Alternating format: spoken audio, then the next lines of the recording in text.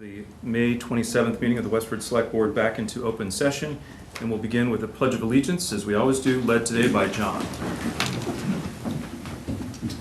I pledge allegiance to the flag of the United States of America and to the republic for which it stands, one nation, under God, indivisible, with liberty and justice for all.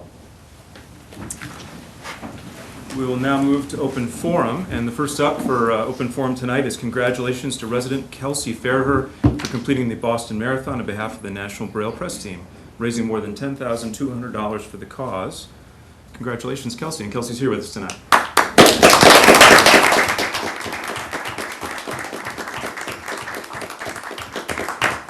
Thank you for all you do for this important cause, and thanks for being here tonight. I have one more thing, and I know a few other folks have things as well.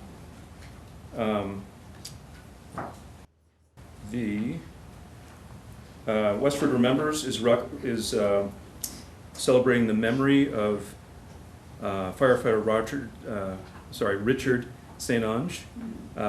Chelmsford and Westford firefighters are asking that all interested join for a special dedication ceremony for Richard St. Onge, whose courage and devotion to service embody the spirit of brotherhood and sacrifice. Firefighters from Chelmsford and Westford will unveil a new permanent memorial structure in his honor. Together we'll share memories, reflect on his life, and stand united as one community to honor his legacy. That event is June 1st at 10 a.m. at the Chelmsford Community Garden at Sunny Meadow Farm. So we encourage everyone who's able to celebrate his memory. And Chris, I think you've got an item. I do. Just for members attending this evening or people watching at home, the Westford Food Pantry is in great need of food. They're looking for peanut butter, jellies, pasta sauce, pasta soups, rice, any kind of condiments, salad dressing, any non-perishable item. You can drop off donations at the Cameron Senior Center at 20 Pleasant Street in Westford between 9 and 4 p.m. Monday through Friday. Great, thanks, Kristen. Please support that cause if you're able. Any other announcements tonight from the board? Kristen? Yeah, I would just like to thank our town departments, the Veterans District, the DPW Department, Public Safety, and all who came to celebrate Memorial Day on Sunday. And thank you to those who served. We really appreciate that. It was a great event put on by our town. So thank you very much. Great, thank you, Kristen. Anything from the public tonight for open forum? Yes, Judy. Am I better off to talk now or to bring it up when you're talking about the road lighting? If your comments, if you don't mind going up to the microphone, just so people can hear you. If it relates specifically to that item, it's probably best to bring it up then. Okay, then I won't sit down. Okay. Thank you, Judy. Anything else from the public tonight? Okay. We'll move to our 705 item, which is our consent agenda. Tonight on the consent agenda, we will, just a moment, I'll ask for a request to approve the following. Town common request. The event is the Juneteenth flag raising and celebration. The applicant is Westford Diversity, Equity, and Inclusion Committee. Wendy Gloyd is the requester. The date is June 19th, 2025, and the time is 9:45 a.m. to 10:45 a.m. Also an event, Westford Academy Orchestra String Quartet performance. The applicant is Maria Ruther, and that is on June 21st of 2025 and June 28th of 2025, and the time is 4 p.m. to 5 p.m. Do I have a motion to approve? So moved. Second. All those in favor? Aye. So thank you very much. We're a little bit early for our 707 public hearing. Maybe we can jump ahead, Kristen, to the 805 request to approve the Westford Cat Yes. MOU? we can do that, Okay. certainly. So I'm the liaison to Westford Cat. So for those of you interested in how Westford Cat gets funded, the town actually collects funds related to a surcharge on people's cable bill. We have that money, and then we have an agreement with the Westford Cat, Westford Cable Access Television, where they agree to provide certain services, like in service of democracy, covering public meetings, and then we agree to provide the funds to them to support their operations. Negotiating the full contract can be complicated because there's a lot of bits and parts. So rather than rush to try to execute an update right now, Westford Cat is asking for an extension to the MOU. So what we would do is, I'm sorry, Kristen, is it a 6-month extension? Yes, so right now we have an MOU through June 30th of 2025. They're asking for a 6-month extension to December 31st, 2025. Okay. Any questions about that? Basically, this just gives more time for them to negotiate and come back. Okay. If that's the case, I'll entertain a motion to approve a Westford Cat MOU extension through December 31st of 2025. Correct. So moved. Okay, Second. okay, all in favor? Aye. Aye, okay, thank you very much. We still are a little bit ahead of time. Let's see, the goals, the tri-board, most of these are going to require some discussion. What about minutes? Yeah, we could request minutes for approval. So we're now at the 8:35 item, thanks Chris. So I will now entertain a motion to release the regular session minutes of April 24th, should say 2025, May 2nd, 2025, and May 13th, 2025. So moved. Second. All those in favor? Aye. Aye. And in executive session, we did vote to release the executive session minutes covered here, and now we follow up to vote those in public session. So I'll now ask for a motion to release the executive session minutes from October 8th, 2024, March 25th, 2025, and April 24th, 2025. So moved. Second. All in favor? Aye. All right, thank you very much. Still going too fast, Tom. You're I'm tearing it up. 13A. 13A. It's the PFAS retainer Yes, agreement. okay, so the other item we just covered in executive session was some changes related to the PFAS retainer agreement. So the town has joined in a lawsuit to try to get recovery for some of the people who created PFAS products. That's leading to an expensive and complicated cleanup effort. We have separate suits as part of a bunch of towns with a bunch of different entities. One of them has a payment schedule, and basically the law firm representing us in that particular case asked to modify the retainer agreement so that they would get paid earlier. The town gets exactly the same amount of money, but the law firm who's been putting money out of pocket for a long time would get some money first, and then we would follow and get the money later. So we have already voted to approve this, but now we'll vote it again in public session. So I'll entertain a motion to approve the proposed revisions to the PFAS retainer agreement with Napoli Skolnick, attorneys at law. So moved. Second. All those in favor? Aye. Aye. Okay, And I do have a signature page for you, either now or when you're ready at the end. okay. Just one board member. Okay, so I can sign. Okay. Yep. All right, we are now at 7:07 item, which is a public hearing. First, I'll entertain a motion to open the public hearing. The nature of the public hearing is to request to approve Massachusetts General Law 13815 all alcohol package store license for NAB's One Stop Shop at 60 Brookside Road. Do I have a motion to open the public hearing? So moved. Second that? All those in favor? Aye. Is this roll call, Greg?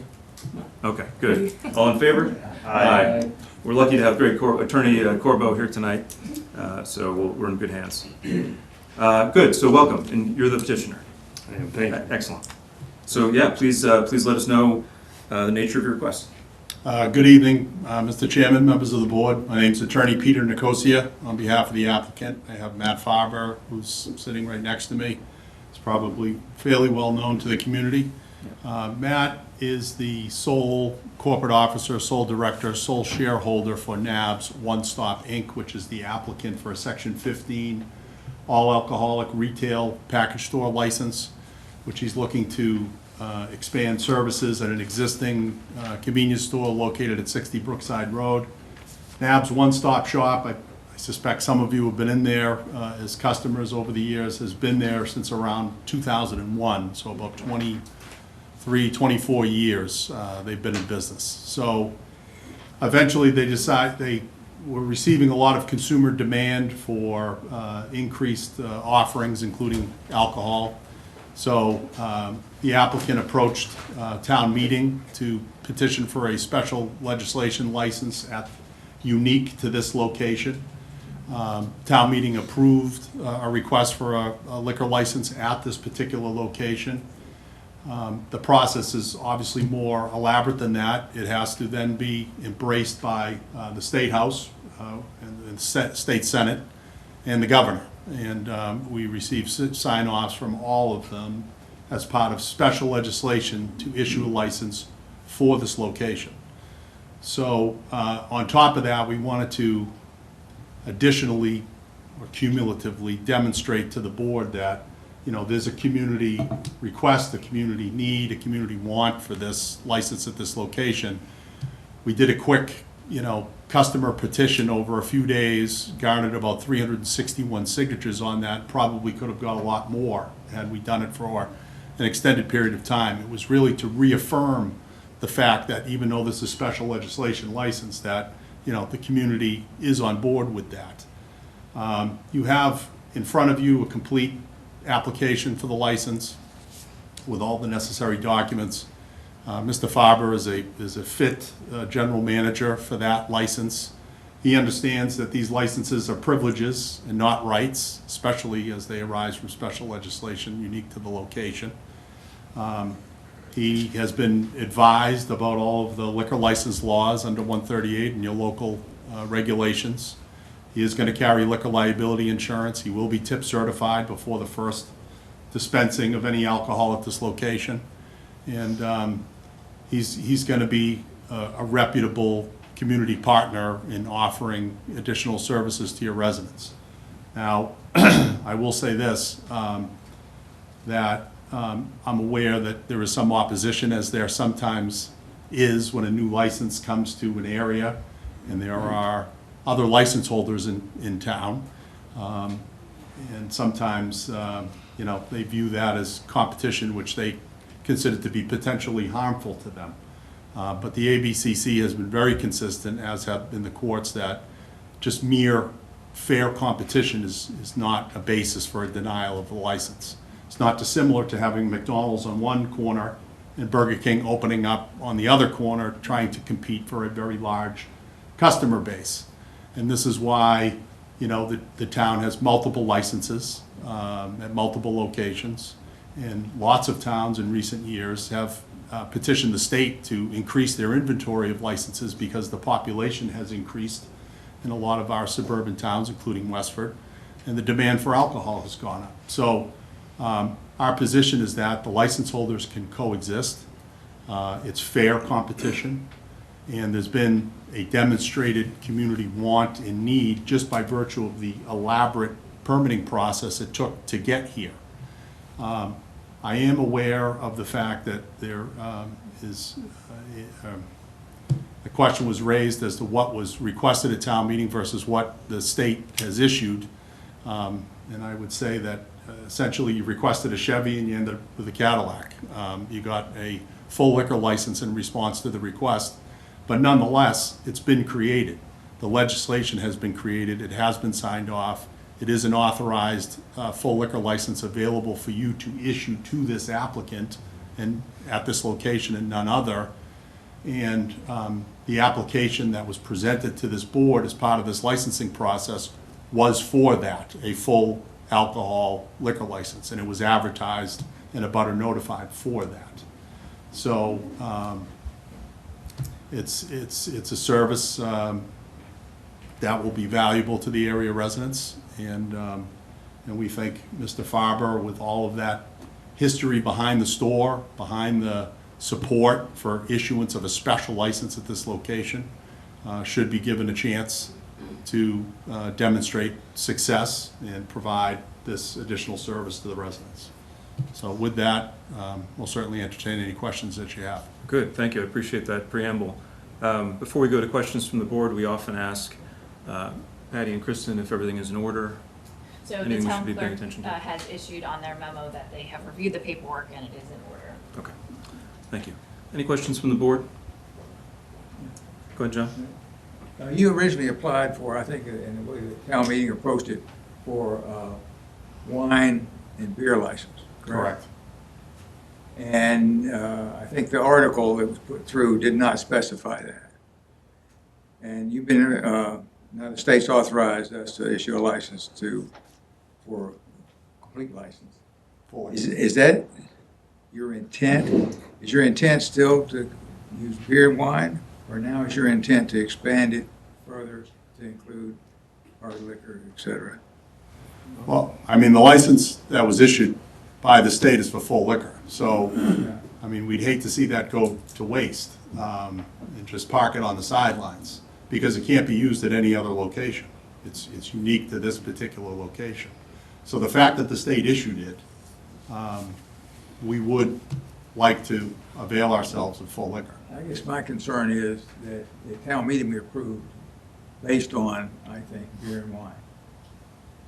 And then I think it went forward that way. And now it's come back full. And I wonder if, we supported it back in 2023. And of course, I'm thinking whether or not we would have supported it had it been a full license considering the competition that's in the area. So it's kind of a situation of trying to be a little bit fair in this versus just, saying you have a full license, you're going to exercise it. That changes the whole nature of it. As we saw it, I think, when it was before the town meeting. And as I understand it, of course, we can say yes and we can say no. This select board can. You're the license granting authority. Yes. But I was trying to think of whether or not there would be some compromise or something in there, or some intent that would make this an easier thing. You're frowning, Greg, but anyway, that's my thinking. So is your ask whether or not the applicant would voluntarily condition the license to limit the sales to wine and malt and Yes. exclude full liquor? Yes. I unfortunately would. I think my original intentions on this were to carry the products that my customers demand that I carry. So I don't know if it would be wise for me to say, hey, I will only carry X, Y, Z, and not other products that my customers demand. My store's only so big. My goal is to try and cater to the demands of the community, so if it had a small area of some liquor, I don't see that as a huge deal. If it was off to the side and near the front, where my staff could watch it. I do use your store a lot, and I Yeah. want to see where you're going to have the room for. Yeah. I think the other point that I would want to make too, in response to your question, is that I saw some of the opposition paperwork that was filed, and it looks like it's been pretty consistent opposition from the same license holder, Blue Market, through town meeting to the committee level at the State House. They only hold a beer and wine license. They do not, my understanding is they only hold beer and wine. Correct me if I'm wrong. That's correct. Yeah. So this is a full liquor. This would add an additional service to the residents that Blue Market does not presently offer. Other questions from the board? I have a question. Yeah. Go ahead, Chris. So I rewatched the 2023 town meeting. You spoke very eloquently. You stated that you needed this in order to stay alive financially, that business had, been hit during COVID. It's 2 years later, you're still in business. I mean, do you still have that same justification for this? I think that was just one of many reasons. I think one of the reasons I also stated in that video or town meeting were that I'm trying to deliver the products to my customers that they're demanding. I even, just for a simple, the other day I had a customer ask me if I had Big Red gum, because his wife only wanted cinnamon gum with no artificial sweeteners. And so I ordered it. And I had a custom order for Butterfinger salted caramel. I ordered that. And so I try to cater to the needs of the community. So my goal is to really, and one thing I did mention is to say like NAB's One Stop. I want to encompass that one-stop shop, so you don't have to make 2-3 stops to get the products you need. You know what I mean? I will- Again, go ahead. I'm sorry. I just wanted to add one thing Yeah. to that. Your counsel, I'm sure, has advised you in the past that really the litmus test is community need, community desire, and that's sort of your discretion as the local licensing authority to make that call. Here, we try to go out of our way to really demonstrate that the people are talking and wanting that as an additional service. Now, just by virtue of somebody else having a license in the area does not give them exclusive territory rights to their own license. Competition is a good thing. It's a healthy thing. And so long as there's a demonstration of community need and community want, that would be the analysis for the board. And it's even a heightened consideration here because this isn't just, this wasn't a dormant license sitting in the inventory of the selectman's office and then all of a sudden we just appear applying for it. This is a special license that town meeting and then ultimately the House, the Senate, the governor have all said, we want at this location. Really the distinction is, you know, the full alcohol result versus, you know, the wine and malt ask originally. But I don't look at that as a bad thing. I think there's been a predisposition at the state level to want to increase inventory of licenses for communities. They've done it all over the state. I've handled these special legislation licenses all over the state. And the fact that it's earmarked for this location, I think should carry some weight as opposed to just a blanket license that was sitting in the drawer in Okay. town hall. I think we understand your position. Yeah. Sean? I guess something that I'd like some clarification on is what was on the application that was sent to the state? Did it say beer and wine, or did it say full liquor license? Because it seems like what we received from the state might be Yeah, so different. I can help with that. Yeah. So, the town meeting acted Right. accordingly. Then, the select board and the town clerk sent a letter to the state requesting the new license. And Patty Doobie was actually the town clerk at the time. And it was a request for a beer and wine license at that point in time. Greg Corbo, our town council, reminded me that in the past, if there was special legislation requests like this towards town meeting, generally the draft legislation gets attached to the town meeting warrant package materials. As this came in as a citizen's petition, the draft language to go to the state was not prepared and was not submitted. So the state, and Greg, you can correct me if I'm wrong, read our letter perhaps, and then decided to issue an all alcohol license and not a beer and wine license. Okay. So the state had a chance to rule otherwise and still decided to issue a full liquor license, correct? That's my understanding. Okay. Okay, do you have any questions or comments from the public related to this? Yeah, please come up to the mic, and if you could please state your name and your address. Good evening, Mr. Chairman, members of the board. My name is John Ayuda of the law firm McDermott Coulter Miller, 28 State Street in Boston. I'm here on behalf of Kemet Market Inc., who's doing business as Blue Market. With me is Marion Elias. She is one of the co-owners along with her husband. They're located at 64 Brookside Road, which is just within a stone's throw distance of this. Just briefly by way of background, I know we talked about the special legislation. I'll try to put my 2 cents in. But obviously, we're here in opposition, and I hope after I get through with my presentation, the board will also come to that same conclusion to deny this license. I'll spell out a few of the reasons why. So just briefly, when Marion and her husband took over, this was formerly Brookside Convenience. There was some issues with that ownership. The landlord ended up taking back the license. This board approved a pledge in May of 2022 to give security to that landlord. That tenant did not comply with his obligation to pay the landlord. I believe there was a loan. So legally, the landlord took the license back through foreclosure. Why am I saying this? It's because Marion and her husband were in the process of going into the space. They were negotiating a lease for the space.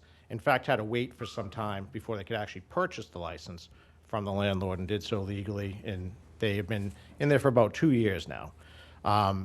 When there was a brief time when the store was closed, and I believe that's when Mr. Farber may have petitioned to the select board on the citizen's petition, seeing that the store was closed. I could be wrong, but other people in the town also saw that the store was closed and maybe incorrectly believed that there was no license there, no valid license issued, and that precipitated this special legislation to come before the board. In fact, that's exactly what happened. The petition came forward, and if I could provide some clarification, it was a handwritten petition, and it just said alcoholic beverage retail license. It didn't specify wine or malt or all alcoholic beverages. I think we can all agree that was not the intention of NAB's one-stop shop. Mr. Barrett, you mentioned the town meeting. In fact, I also listened to that town meeting and have some notes here. There are 4 references to that license, and all 4 times Mr. Farber referenced it as a wine and malt or a beer and wine license, that was his intention. I think it was the select board's intention as well, or at least their understanding, that this would be a beer and wine license. In fact, one of the proponents, one of the supporters of Mr. Farber, said this is great, Brookside Convenience Store is closed, this will fit in, and that'll be exactly what the town needs. They lost one license, they'll gain one license. So at town meeting, there was enough to pass the vote. But ultimately, the decision lies in this board. You are the licensing authority, you have to determine there's public need, and it just goes more than how many in favor, how many against. It goes to a lot of different factors. One of those factors is its location. Is it appropriate to put this license in this location? Mr. Nicosia mentioned, there's McDonald's, there's Burger King, competition's great, but this is a little bit different here. We're selling the same product. You don't put a Burger King next to a Burger King. It just doesn't work. And yes, competition is not a valid reason, but there's more than that. If you look at the location of this license, I have a map here, if you wouldn't mind passing that out. It's essentially the location of, just in the small little neighborhood. You have Blue Market. Within 200 feet of that is NAB's One Stop Shop, and within about 600 to now 700 feet, you see that would be NAB's Liquors. So just in a 700-foot range, you're potentially putting 3 alcohol licenses for sale. 2 would be all alcohol license, 1 would be beer and wine. If you look at the town quota, that's one of the requirements, obviously. The town is already in excess of the allotted quota based on their population. You've issued 7 all alcohol package store licenses and 5 wine and malt. The town by population is allowed 5 all alc and 5 wine and malt. If you add this is an 8th license, 3 more than the allotted quota based on population. To take that into consideration, the city of Boston, where I work, where I do a lot of licensing, is under quota. Boston is the most populated municipality in the entire Commonwealth. They are not at quota for their all alcohol package store licenses. They're under quota. So the town of Westford is bucking that trend by adding more and more and more alcohol licenses. And yes, competition is fine. It's something that should not be said no, but if you look at it and its location, it doesn't make sense. In all the places you can put a license, why in this neighborhood, why in this area? So again, I think they haven't really demonstrated public need. If you look at the application itself, I heard testimony that Mr. Farber is the sole officer, director, and shareholder, but I believe your application states differently. I don't know if it's his father or another relative, but I believe there's some other ownership structure there. Okay, I didn't receive that, and I apologize if I stated that. However, let's look at the floor plan. They submitted a floor plan, and unless the application was amended, the floor plan that I saw doesn't mention anywhere on the plan where the alcohol will go, where it's going to be stored, where the sales area are, and the reason for that, it's significant. The ABCC needs to know that's a requirement. Where is the alcohol going to be? And the reason it needs to be there is so the town can police it, so the ABCC can police it. Because if you don't list where it's going to be, he could turn this into a full-out package store. He can put it anywhere he wants with no restrictions. If he were to change that, it's required to come back in front of the board and seek an alteration of premise to get approval anytime he wants to change the layout, the floor plan, the storage. I didn't hear anything about security, any ID scanners, POS system, point of sale systems, security cameras, trained staff. Didn't hear anything about that. Mr. Farber, I didn't hear anything about his specific experience when it comes to the sale of alcohol beverages. My clients, you're going to hear from other people in town, this is their livelihood, this is what they do, they have the experience. So that goes to the fitness and character of the applicant. Is the applicant actually fit to have this? Opposition letters, they have letters in support or petitions in support. We also submitted, I believe my client submitted prior letters of opposition as well as petitions signed by residents of the town in opposition. Just to cut it through all of that, if you just look at it, there's no public need because if you look at the location, it's adequately served. If the board determines it's adequately served, that there are already a sufficient number of alcohol licenses in this location, it's very rarely, if at all, overturned on appeal. The board is given the broad discretion to determine what's best for the town. And I ask that you, in consideration of everything I say and everything that may follow me say, decide it's not best interest of the town. Just because it went through the state doesn't mean it's supposed to be given. I can't speak to what happened in the rewritings of the bills. I don't know how it became wine and malt to all alcohol, or how it got pushed through. But my understanding is, once it's up there, despite what anyone wants to do to try to oppose it or not, it kind of gets pushed through. That's why the board and your job is so important, to make that determination, and I ask that you deny the application tonight for those reasons. Thank you. Marion, if you just, sorry, if you Yeah, have no, any brief please. comments. Thank you. Marion, if you'd like to come up and just your name and your address, please. Yeah, my name is Marian Elias. I am the, can I read? Because Yeah, it's- feel free. okay. Yeah. This is easier for me. So my name is Marian Elias. I am the owner of the Blue Market with my husband, who's not here today just because he works nonstop to cover the expenses, the monthly expenses for the store. We are renting the store. We don't own it, so we pay a lot of expenses every single month, plus on the loan that we took, and I'm happy to provide it offline. I didn't want to include it in my email because it's gonna be public record, but I'm happy to provide it to you the same day that we took the store, and to pay actually for the license and for the renovation. And to turn this store, and if you are familiar with Brookside convenience store before, and you can see Blue Market now, we turned it to be a very beautiful store, very fully renovated, 4,200 square feet. So we paid our lifetime saving, and on top of that, the loan, just to cover all these expenses. So before I purchased the license, I personally came here a few times, and I talked to the town manager, and I talked to some people, other people, just to confirm with them if there's any license available that I can actually get it from here. They said no. I said, is there any way that I can get it from any way?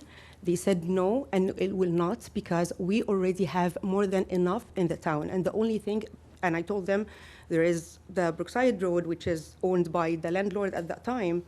It's for sale, and they said, go ahead and purchase, because there is nothing else you can actually get the license for. And that's how I paid over $100,000 for this license, assuming that this is gonna be the only license between the RK, which they have all liquor license available at that time. So after we got the license, after we opened the business, we've been hearing from all the customers that, and most of the customers, that they signed the NAB's petition, they actually signed our petition to oppose his petition again, and basically say, we didn't know. We were misled that this location won't have any license at all, not just at that time.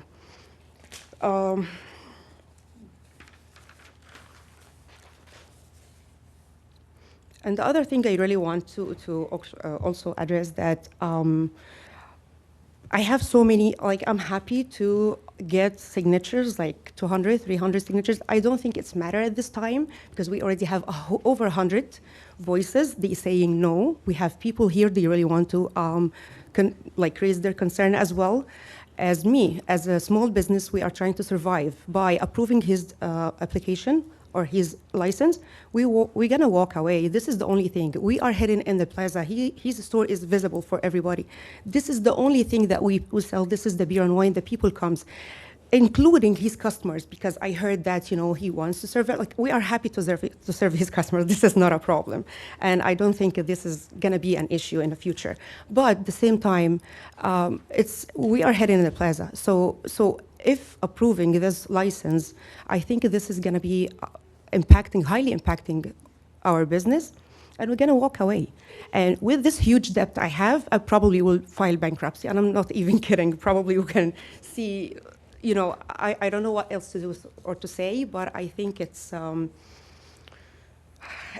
very unnecessary license at this point, and it's, there is no public needs, and people who lives on the same street, they're against it. So I don't know who else we need to bring to just basically say, we don't need this license.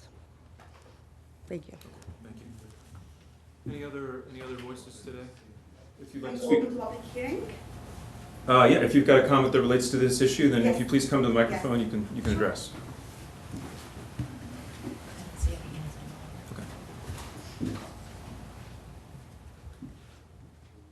My name is Nancy Kamal. I live in Fort Adeline Lane in Westford, and I used to live in Chamis Road. I came here for great town, safe town, and amazing school system. After hearing both sides for this issue, I feel like now we're concerned about our students, our kids in the town. The more we issue more license for these liquor stores or convenience stores to get the liquor, the more we expose our kids to more liquor everywhere. Especially in this area, how town is so small and we have tons of liquor license. With a small town like that, we should focus more about the public needs, not to open liquors for, like, I know it's a great service, but if we have more, already have the license and have liquor, why we have to add more and more? This is my concern. Thanks for listening to me. Thank you. Thank you. Yes, please. My name is Martina Bolis. I live in the same street in Brookside Road. I don't want the license to be approved, please, because I have kids and we have more than license enough. I need to protect my kids. Thank you. Thank you. Thank you, please.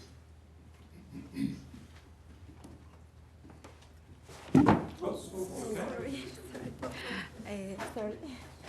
My name is Marina Nadi. I live in the same street, and we have more than enough licenses in the town, in the small town. Why we need another license here? Already we have more than license exist. And thank you. Thank you. Yep, please. If everyone who would like to speak could actually come and form a line, I want to cut off. Everyone who would like to speak that stands up now, we'd like to welcome you. Other than that, those will be the last of your time. And if you could please, we're eager to hear your voice. If you've got something new to offer to the conversation, that would be appreciated. Good evening. I live in the same street. I think we have enough license like this in the same street, and we don't need more license like this. It's a small town. Thank you. Thank you. Women and gentlemen, how you doing? My name is Don. I live on Wilshire Ave.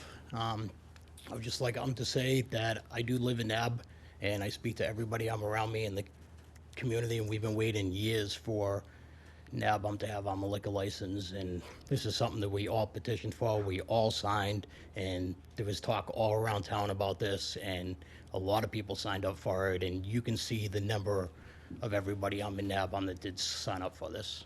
So we would like you to please consider that. Okay, thank you. Thank you. And last speaker. Hi, good evening. My name is Chandrakant Patel family. We own NAB Liquors, and first thing, whatever the Blue Market owner says about that, she already talked everything, so I don't have to say too much. But another things I don't understand either. So why we have 700 feet, like a 3 license going to be? So, and we have a small, we are store over there, liquor store over there. We're not doing great over there, but we're still surviving on that. So if we get a more liquor license, so I don't know what happened to us too, especially liquor. So that's all I have to say. Okay.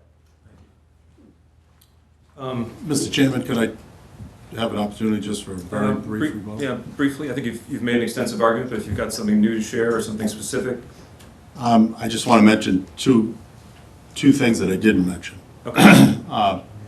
One is the floor plan does identify the cooler space, and there's no requirement that it's to a specific cooler. We have the ability to move things around. The floor plan will be sufficient for the ABCC as far as I'm concerned. Number two, of course, we will have an ID checking machine. We understand the laws that and responsibilities that go with that. So I don't want, even though I didn't say it, and things are mentioned in the application, they are obviously part of the presentation. The rest of the points that have been made, I think I've pre-rebutted, and I don't need to reiterate those points. Yeah, our practice when we approve these is to ensure that people follow all the regulations and law, but that's sort of implicit in the approval. Of course. Okay. So I think we've heard we've heard a lot. What's the pleasure of the board on this? Well, for me, the challenge, I think, goes to one of the things that the attorney presenting the applicant about demonstration of need. And I have a hard time understanding a demonstration of need for a third license in this location when we have two functioning stores that have come up before us and said, you know, we're doing okay, but you add a third, we might go out of business. I certainly want to give every opportunity as possible to Westford businesses to thrive, but I think in this particular scenario, it seems like if this license was to be awarded, we may drive two businesses out of business, and I don't see how that's a net positive for the neighborhood. If we don't award this, it seems like you will still be able to do what you've been doing for the past 2 decades and surviving, and we'll have 3 total businesses. And so that's the hard thing that I'm trying to weigh here, is that need. I recognize all the signatures that you got and you know the comments that you've got here this evening as support, but at the end of the day, it's really hard for me to wrap my head around the need for 3 liquor selling establishments within that tight space. Yeah, I guess my sense of... Respond to that? I'm sorry. Yep, Greg, please. Did I say something wrong, Greg? No, absolutely not. I just want to... Chris in the dock. I came out, I want to have my say, that's all. So I did want to clarify, by the way. Can you just say your name and your... Yes, good evening through you, Mr. Chair. My name is Greg Corbo, Town Council for the Town of Westford. So I just wanted to sort of clarify this concept of need versus already having enough licenses or already having too many licenses. And to sort of clarify for those who don't know what the role of town meeting was here, what the role of the legislature was. So to start with that, right, every city and town in the Commonwealth has a quota on the number of licenses that they are allowed to issue based on their population as of the last census. And with respect to package store type licenses, there are 2 different types of licenses, wine and malt only, and all alcoholic beverages. And there are different quotas for each type of license. So wine and malt license is a different license altogether than an all alcoholic beverages license. So my understanding is that Town of Westford is at its quota with respect to wine and malt licenses, which I believe is 16, 15? Do you remember? We had 5 beer and wine package store licenses. Okay. And, well, we had 5 of the all alcohol, but now I believe there's 7. Okay, so so you're at the quota for beer, wine and malt, but actually above the quota for all alcoholic beverages, and that's town-wide. So when the town or any community is at its quota, there is a mechanism available to create special legislation which gives you relief from the quota. So what it does is it starts at town meeting, and if town meeting approves a petition for special legislation, it then goes to the select board. If the select board agrees to file the petition, it goes to the state legislature, and ultimately it becomes an act of, it's a state statute. And what it does is it now gives you relief from the quota in that you now have this additional license that can be granted. And what happened here is that the type of license created by the legislature was an all alcoholic beverages license, and it can only be exercised at this particular location. And if the license is ever surrendered and not transferred, then it just completely goes away. So when we talk about, oh, you know, we have too many, I was hearing that as meaning, yes, we're already above the quota, right? But now you were given relief from that, and you were given the opportunity to grant this license. But that being said, it's a license just like any other. And so you still retain discretion to decide whether or not to grant this license. Now, to Mr. Cunningham's suggestion earlier that maybe you could grant the all alcohol license. I'm sorry, John, to call you out. But maybe you could grant the all. Maybe you could grant the all alcohol license, but condition it on beer and wine only. And in my opinion, that would not be an enforceable condition because, again, these are two different types of licenses. And that sort of gets then to our other question here, and that is, well, what is the need for this additional license? And it's not the need of the applicant, right? It's the need of the community as a whole, or a microcosm of a particular part of the town. And when you're looking at need, you can look at a number of factors like noise, traffic, the type of neighborhood that it's in, other surrounding types of businesses or community organizations. And you can also consider the number of other establishments that offer the same types of alcoholic beverages. And it's correct that you can't just look at competition, right? It's not pitting one license holder against another, but rather it's looking at sort of the community or the area and saying, well, there are already a sufficient number of establishments where residents of the town can get the types of alcoholic beverages that are being intended to be sold here. So in looking at the public need, I heard that there are 3 establishments within 700 feet. What I didn't hear is whether they are all alcoholic beverage establishments or only wine and malt establishments. Because if you're going to find that there are a sufficient number, that makes a difference.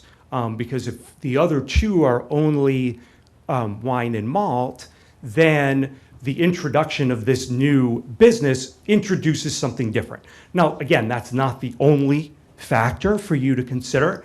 Again, you can consider the fact that townwide you're above your quota and maybe you don't need another all alcohol license, or maybe that you heard the discussions that occurred at town meeting and despite what the legislature did, it seemed to be the intent of the town meeting members to only grant wine and malt. That was written in your letter that you sent to the legislature. So, it's sort of like this conglomerate of factors for you to consider, but at the end of the day, my recommendation would be that it doesn't just come down to, well, we want to see these 2 businesses succeed at the expense of this one. But again, that doesn't mean that you have to grant the license. Greg, if you don't mind standing, Yep. so maybe other questions from the board. Sure. So I guess the way I'm thinking about this is an all alcohol license instead of beer and wine license. If it had been a beer and wine license, I would find the fact that we heard this at town meeting and it passed at town meeting to be compelling. Like there's a high bar for me to say, I'm going to overrule a vote at town meeting. It doesn't mean we can't do it, we have that right. So for me, I'm wondering, is something happened here that's different enough from what the town looked at to feel like there's sort of a different, totally different circumstances and we wouldn't be reflecting the will of the town anymore if we proceeded.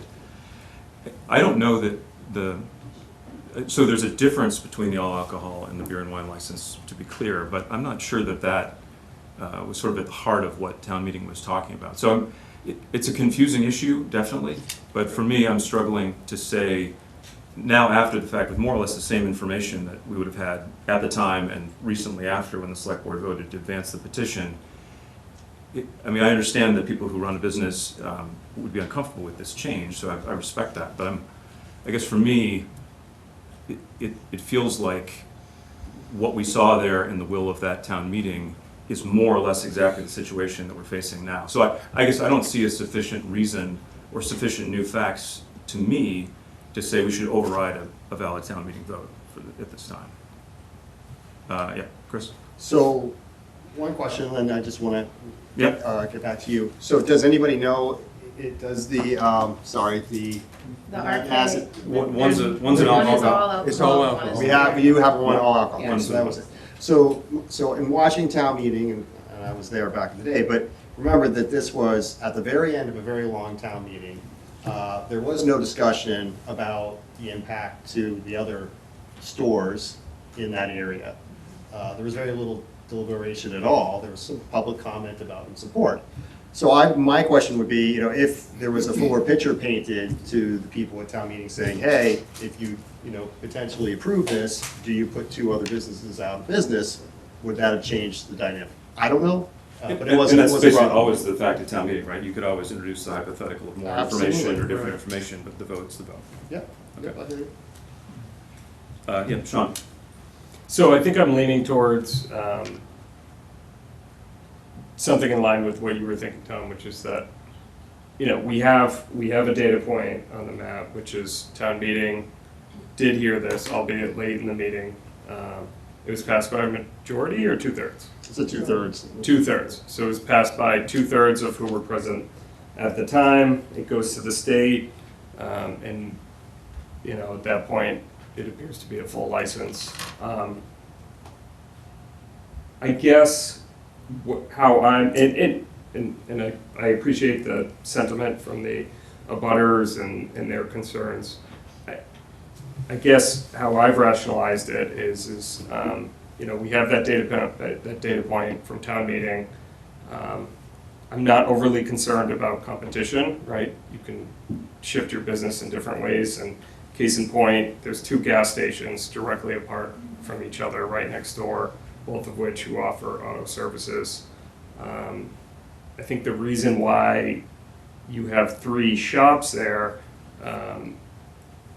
it has more to do with that there's just not a ton of development down there, so it's just how it shook out in terms of where the commercial spaces are. So I'd be for approving this. I just want to clarify, it was a majority vote. I just looked up the town meeting vote. It was 100% 2/3. But that's what the town moderator said. Doesn't really. So it may have passed by 2/3, but it needed a majority vote. Very good. So Either just way. wanted to clarify that. Any other comments before we move to motion? Greg, anything that you've heard or want to clarify? Mr. Chair, no, I think, you have the groundwork, and really now it's up to you to decide, whether or not it's appropriate to grant this license. Okay, if there's no other comments, then I'll ask if anyone would like to make a motion.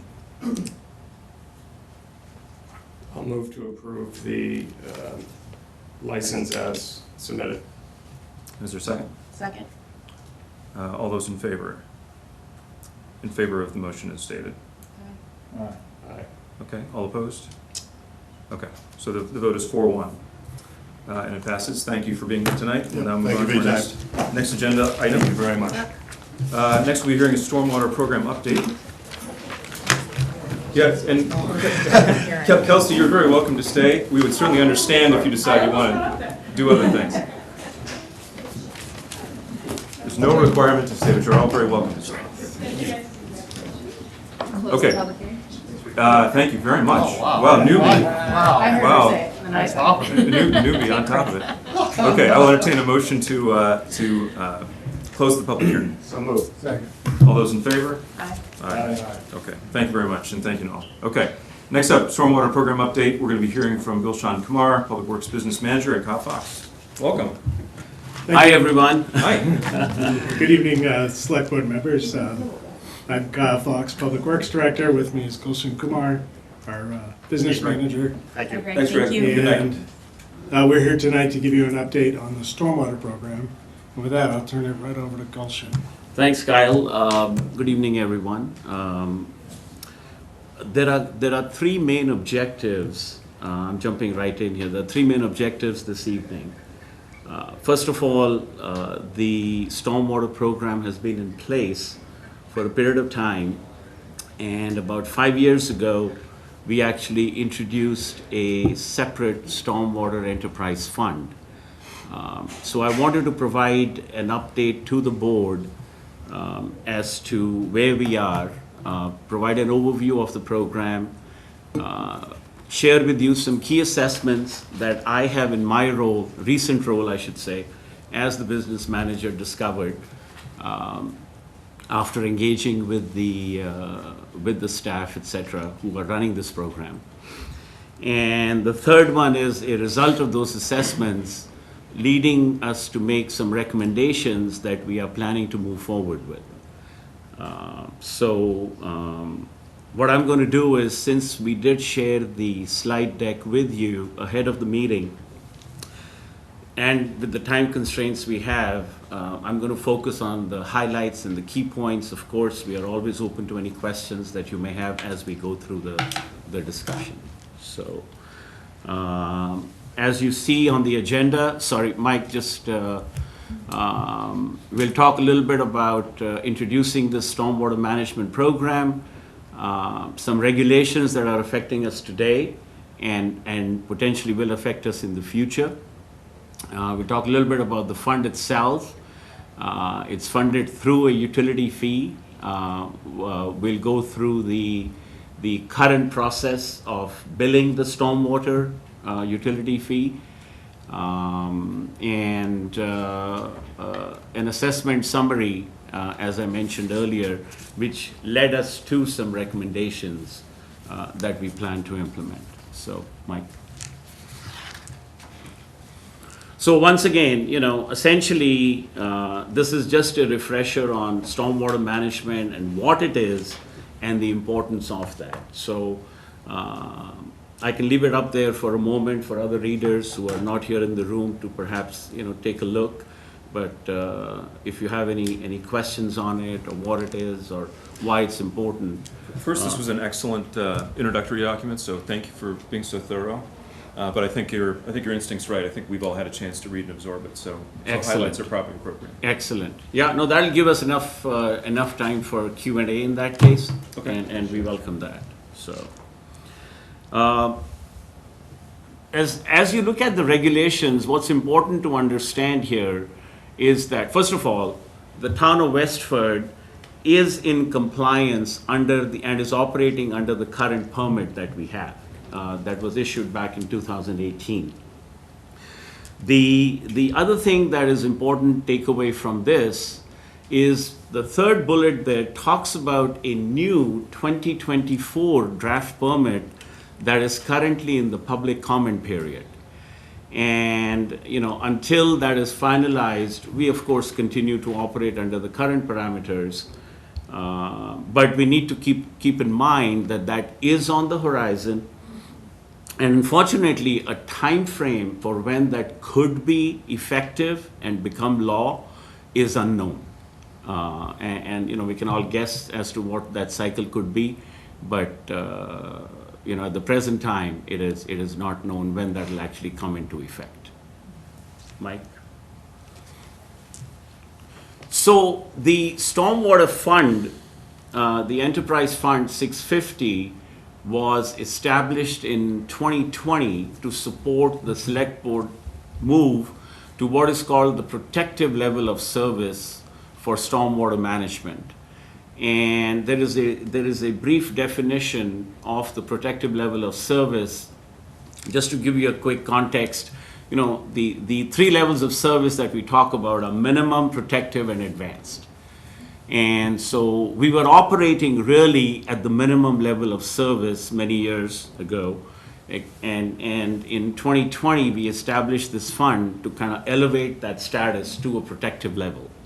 And as you can see, as part of that initiative, this fund was established so we could do certain things in order to elevate ourselves to that status and then sustain ourselves at that status going forward. Mike? The move to the protective level, essentially, it was a big move because it would require an incremental level of funding of $1 million plus, and as with anything else, with inflation, that number would also continue to grow as we move forward. The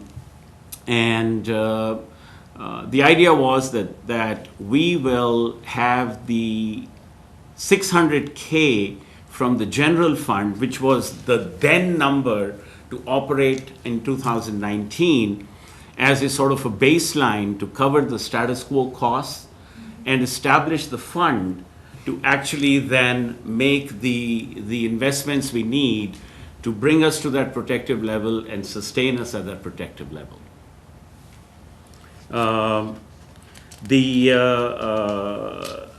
Since that fund has been established, the next 3 slides, and again, since you had the deck, maybe you glanced through it, maybe you didn't. I'm not going to go through all the projects, but the next 3 slides really just give you a sample list of projects that have been initiated. So Mike, the next we can do 7, there's 7, 8, and 9, really that list out a series of projects that came about as a result and since the implementation of this, the fund. The way we were funding this is the stormwater utility fee was introduced in that time when we established the fund in 2020. Now, we did make an exception for nonprofits and we deferred their fee by a year, and that came into effect July 1, 2021. But essentially they are, we have 2 major categories. We have the residential and the commercial, and then the commercial really lumps the nonprofits into it as we do the count. And then of course you do have a category called the town departments, who are also a part of this as a payer into this fund. So, and again, the fee was intended to provide the needed incremental funding to build a reserve in the Stormwater Enterprise Fund to support the long-term Stormwater Master Plan, which by the way was I believe it was something that was started back in 2014-15 timeframe. And that journey was a several-year journey to arrive at a master plan, which then ultimately made this recommendation of moving to the protective level, establishing the fund, etc. So, Mike. This slide really is just to share with you the algorithm that went into the calculation of the fee. It is a fairly standardized methodology that is adopted by most municipalities, and we did nothing different. We just went ahead and applied the same algorithm, and the equivalent residential unit, which is sort of the core unit that defines how much a fee is, was pegged at $75 back in FY 2020 when we introduced the fee, and we have not had any change in that fee since its inception.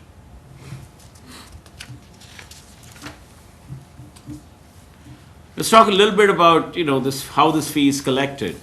The fee is billed twice a year, and payers can pay, and as residents you experience that. I'm a 28-year resident of Westford, so I saw this as a new bill that I saw for the first time some years ago, and I chose to pay it in full.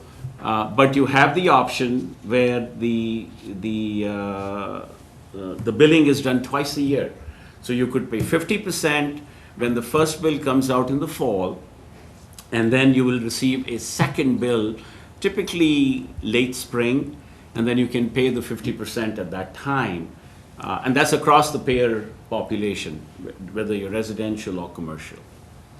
And what is important to note here is really some of these numbers that I would like you to pay attention to, is that we have a significant amount of work that goes into preparing these bills, generating these bills, doing the collections, and then ultimately the ones that default after a very generous period that we give them to pay these bills, we go through a lien and notice process to collect that amount that is due. So as you can see, it is a joint effort between the public works staff and IT, And we are spending about 705 hours from the public works staff and 90 hours from the IT team to go through this twice a year billing cycle. In addition to that, there is some out-of-pocket cost because the actual third party does the invoicing for us, Kelly and Ryan, and they charge us about $10,000 a year. It's broken into about $7K for the fall bill and about $3K for the spring bill. Yep. Let me just make sure there was one more thing I wanted to. Yeah, I did want to mention that at some point in my role that I've taken on, I will be running a workshop with the public works staff and IT to understand this process a little bit better. But regardless, what became very clear to me after this analysis was that there is a pretty close relationship to the total amount of effort and the number of times we send the bill vis-a-vis, twice. And so it may not be exactly 50-50, that breakdown that you're seeing, but there is a significant amount of correlation between the fact that we're doing two bills versus a single bill. So, Mike. This is just a statement of some future projects and equipment needs that we are looking at as we move forward.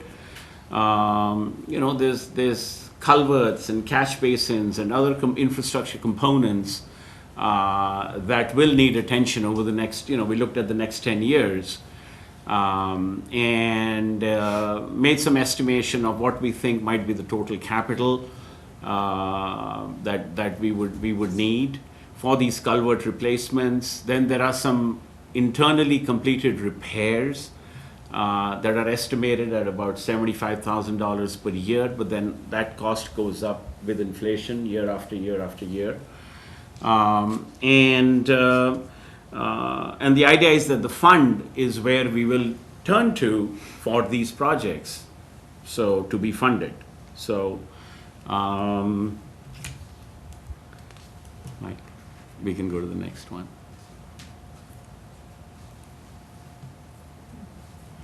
So, having said that we have all these projects that potentially, I showed the number of $18 million of capital. The reality, and I want to focus on the second bullet, please, on this one. The reality is that internal staffing constraints, other resource constraints, conflicting projects that go on in town, realistically will let us address, we believe, about 2/3 of the projects that have been recommended in the previous slide. So as much as in the ideal world, I would say, yeah, if I had infinite resources, I could do this. I would ask for 18 million. We would do all the 25 culverts. We'll probably end up doing about 2/3 of this work, we believe, over the next 10 years. And that then basically translates to about, roughly $12 million in capital.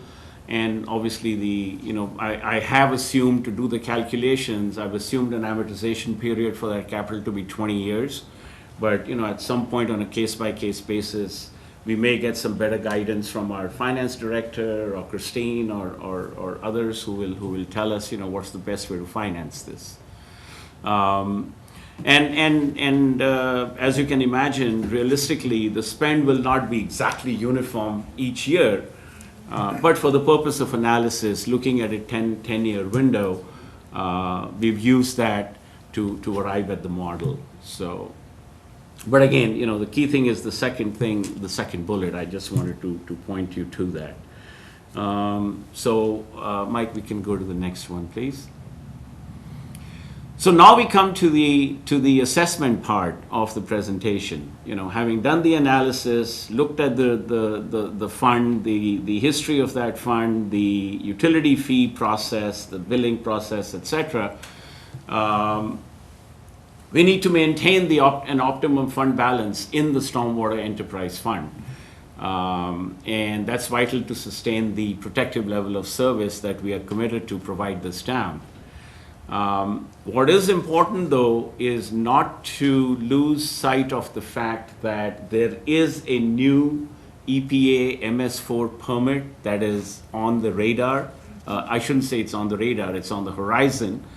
That could require some very significant changes to what we need to do to our infrastructure. And what's important to point out is that today, as I'm sitting in front of this board, we do not have that factored into any plan. However, based on some very rough estimates, with discussions with our town engineering team and a highway team, etc., we think that this change, if it gets implemented the way it is drafted and written right now, has a potential to add $500K to $1 million plus per year to be in compliance with that 2024 permit. It's nowhere in the numbers, it's nowhere, it's just something that we have in the back of our mind waiting for that to happen, and we will have to come back and readdress that once we have a little bit more information. Otherwise, it's just shooting in the dark and, you know, spray and pray, and that's not the right approach I want to take right now. The second thing that I wanted to point out is the rate that we had put in place 5 years ago of $75 ERU has not changed since this was introduced. And, you know, keeping in mind all the things that I've just covered, it does need to be analyzed. And in parallel, in conjunction with that, we also need to look at our current process, which is very cumbersome. And we want to understand how we can change that ultimately to what I think that we do have an opportunity here, and that's why, you know, we want to look at that as well. Mike. Currently, so we need to make sure whatever steps we take, we are maintaining the stormwater fund that we established so that we can address all these things, we can address the ups and downs, we can address the, you know, emergencies, we can do the planned upgrades, we can do all kinds of things. And currently, well, I shouldn't say currently, at the beginning of FY25, that fund stood at about 2.7 million. We'll soon know where we will end up at the beginning of FY26. We think it'll be somewhere little under 2 million is what I believe will be the number, but that is not a definitive number, so I'm going to wait until we get that. And really, it's really important to understand, you know, just like you have your GAAP principles to support your accounting, there are some generally accepted industry practices and best practices around how we arrive at this fund that we should maintain. This is, by the way, for a town of our size. That's important because obviously, you know, things vary as the town size varies. So this is just a way to show you what are some of the things that go into the calculation of what the stormwater fund should be at what level. So, and I think we can move on to the next one. So, keeping in mind where we are today, keeping in mind the fact that we will have some changes year over year in the impervious area of the town as we have more development happening, you know, which is a key factor that drives our revenue.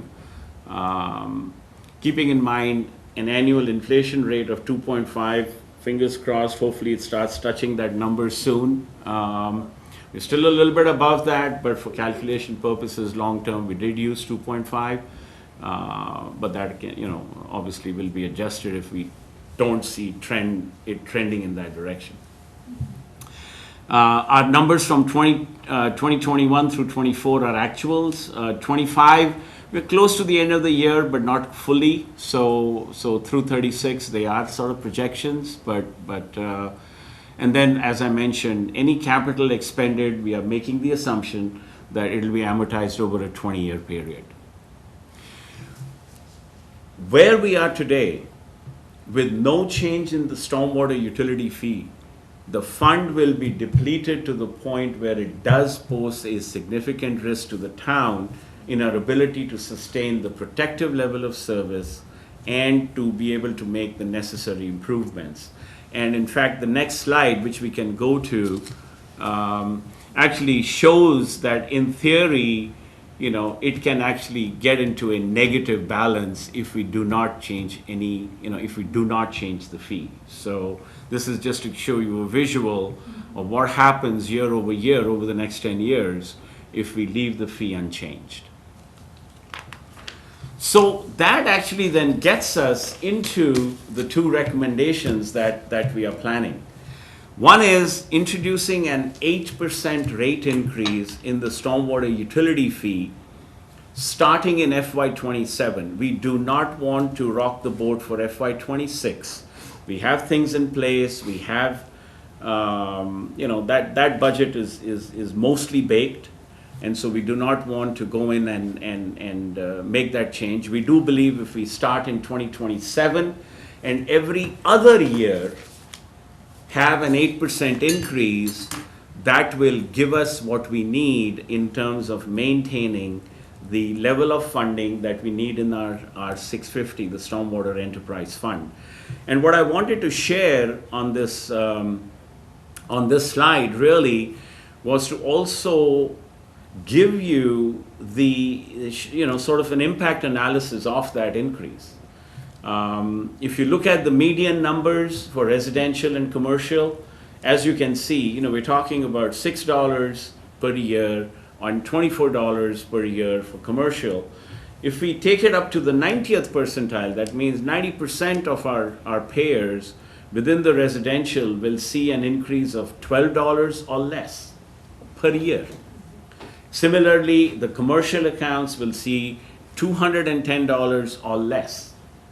And if I was to do an average increase across the entire residential base and the commercial payer base, you can see, it's really about $6.66 for residential and $87 and change for commercial. So this, sorry, just one that I did want to, since I put that star in there, I want to make sure we didn't just come to 8%, as a starting point. We actually started with 2, and then 4, then 6, then 8, and then 10, just to see what 10 does. And that's why, I just want to make sure you understand that we didn't just jump to 8 as a starting point. We actually went through and incremented that and saw the impact on the fund balance. Next slide, Mike, thank you. So this really then gives you the picture of what happens if we do that. Starting in 27, and then there's a 29, 31, 33, 35, 8%. And you can see, there is a minimum level we want to have of the fund based on the industry practices that I shared with you 2-3 slides ago.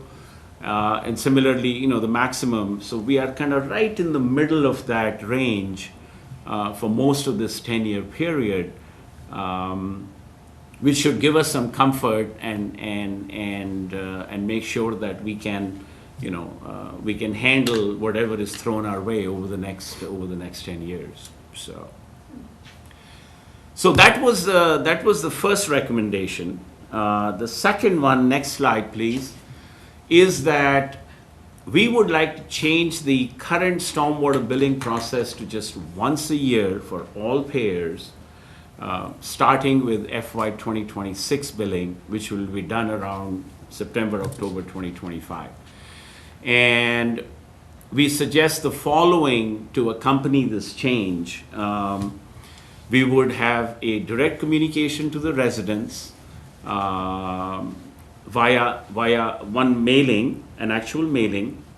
And then I know, Kristen, you mentioned there are several town newsletters that go out from different departments for different purposes, and we would just make sure that, you know, we include in that this information as well.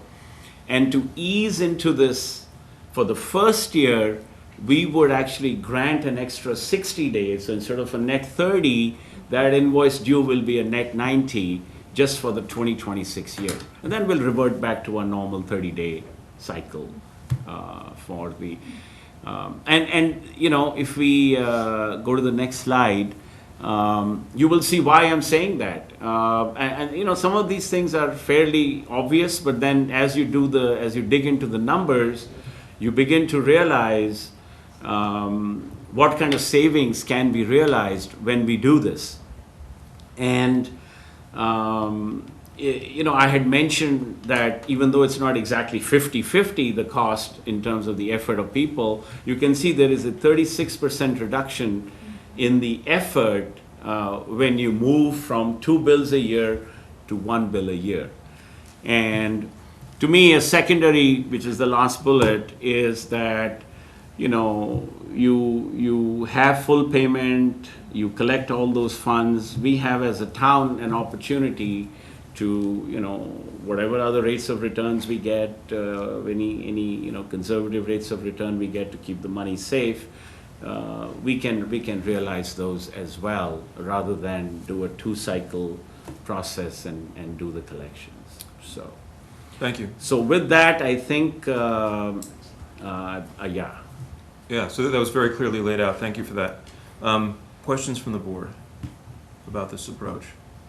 John? Well, I don't mind the building change that to 1, but you talk about the new MS4 program coming up. What about that says it's going to drive this cost up the way it is? I mean, what are they doing that would change that? Yeah, so I can take that Yeah. one, John. Really great question. If you've followed the MS4 process since 2003, when it was introduced, you know, each step of the permit, EPA introduces new and more strict requirements. The big driver in this draft permit, and I will let you all know, you may have seen it from Kristen, but we did submit a letter of concern for some of the items during the comment period that's currently open to express the challenges that we would face as a town should it go forward as is. But so that's it. The big driver is they want towns to identify all of their catch basins, and we have over 3,500 catch basins in town that do not meet a current standard, a current proposed standard, which would have a 4-foot sump. That's the distance in the catch basin below the outlet pipe, and that's where your solids are collected. So all of our catch basins that don't have a 4-foot sump, which is most of them, and don't have hood protection to kind of separate oils and greases from the water. And they want us to retrofit 20% of those in the first 5 years. And that's really the big driver. When you factor in, when you do replace a catch basin, it's not just the catch basin you're going to replace. It's the asphalt around it, any pipes that you're going to damage that are near it.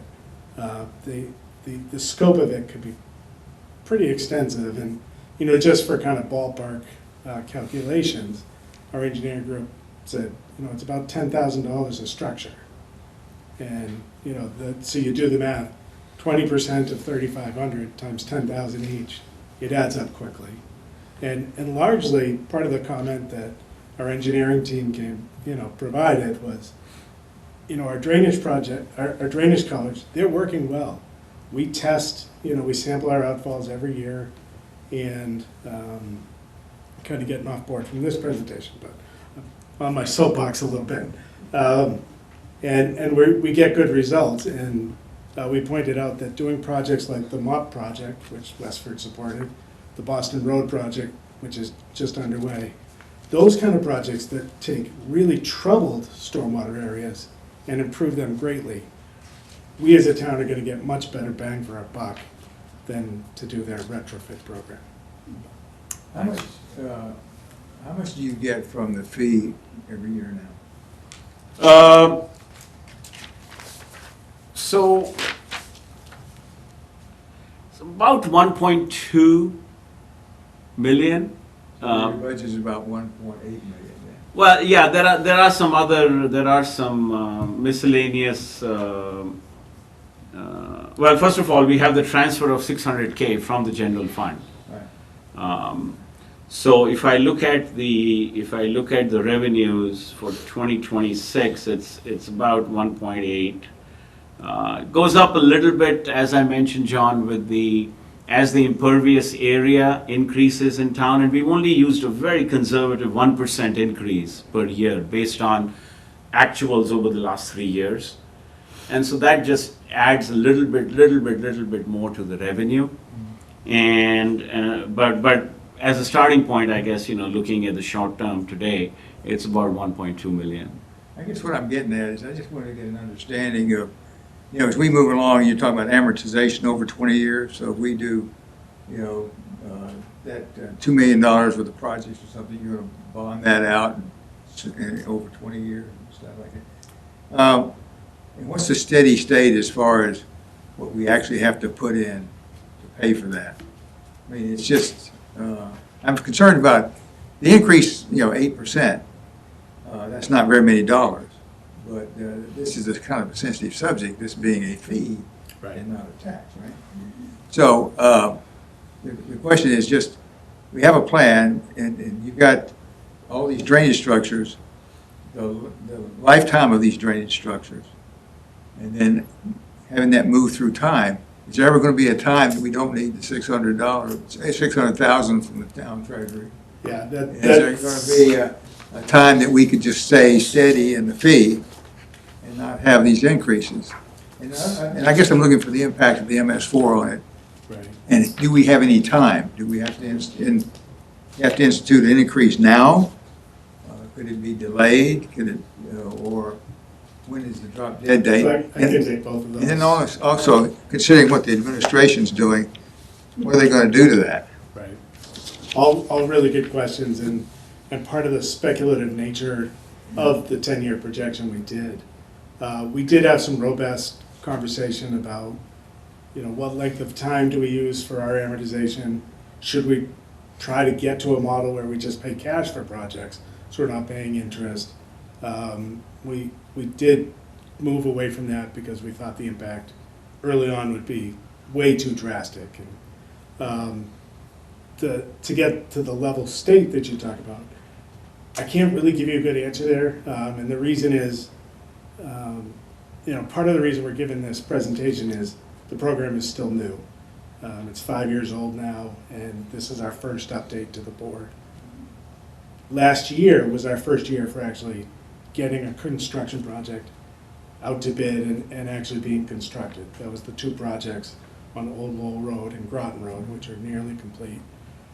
So we don't have the data yet, and Gulshan alluded to it, to really have a sense of how much capacity and bandwidth do we have, staff-wise, to churn these projects out.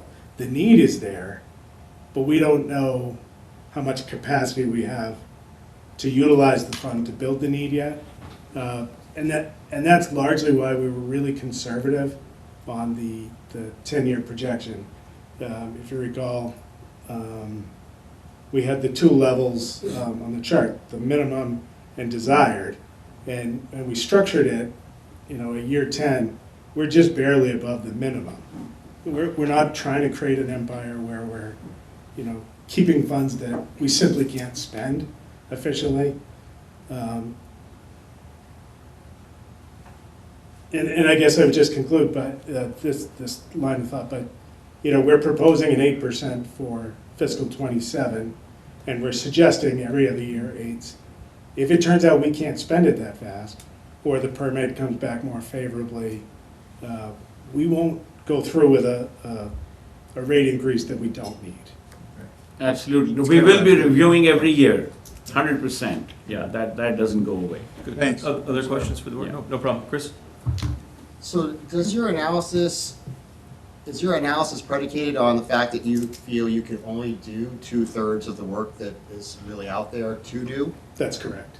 Okay, and that... And that's based on that master plan Right. that was done, yep. Yeah, and so Does the minimum on your chart represent the minimum level of protective service that we have to get from an EPA perspective? Is that what It that? does. It does, okay. Yeah. Thank you. Other questions? So Go both ahead, recommendations, Val. oh, yes, Yeah. sorry. You want to do both recommendations, it's not one or the other? Correct, That was- correct. Yeah, And I think the point is that they would like to move forward with this billing recommendation, if you so choose, this evening. If we need more time on the rate, that can wait a little bit. We understand that this is new to a lot of people and refreshed to a lot of people, so. and we're not gonna implement for a year. Right. Sean, did you have a question? Yeah. I hear you, 8%, it doesn't really translate to a lot of dollars, right? I guess my concern, and I don't think that our board has to decide it tonight, but, you know, at what point is that a little too much, right? And I guess, was there any thought put into looking at it more as a tiered system as opposed to a flat 8% increase, you know, as to, you know, so that the people with the more impervious structures, the larger ones, are bearing the brunt of the. Yeah, the no, shift, I hear you, yeah. I hear your point, Sean. So in fact, I did look at certain of the high-paying commercial customers. Mm-hmm. And what was interesting to find out is the ones that are at the highest end actually are spreading that. So for example, you know, Hildreth condominium, Mm-hmm. they actually are spreading it over all their units. And the impact over there was like $10 and change.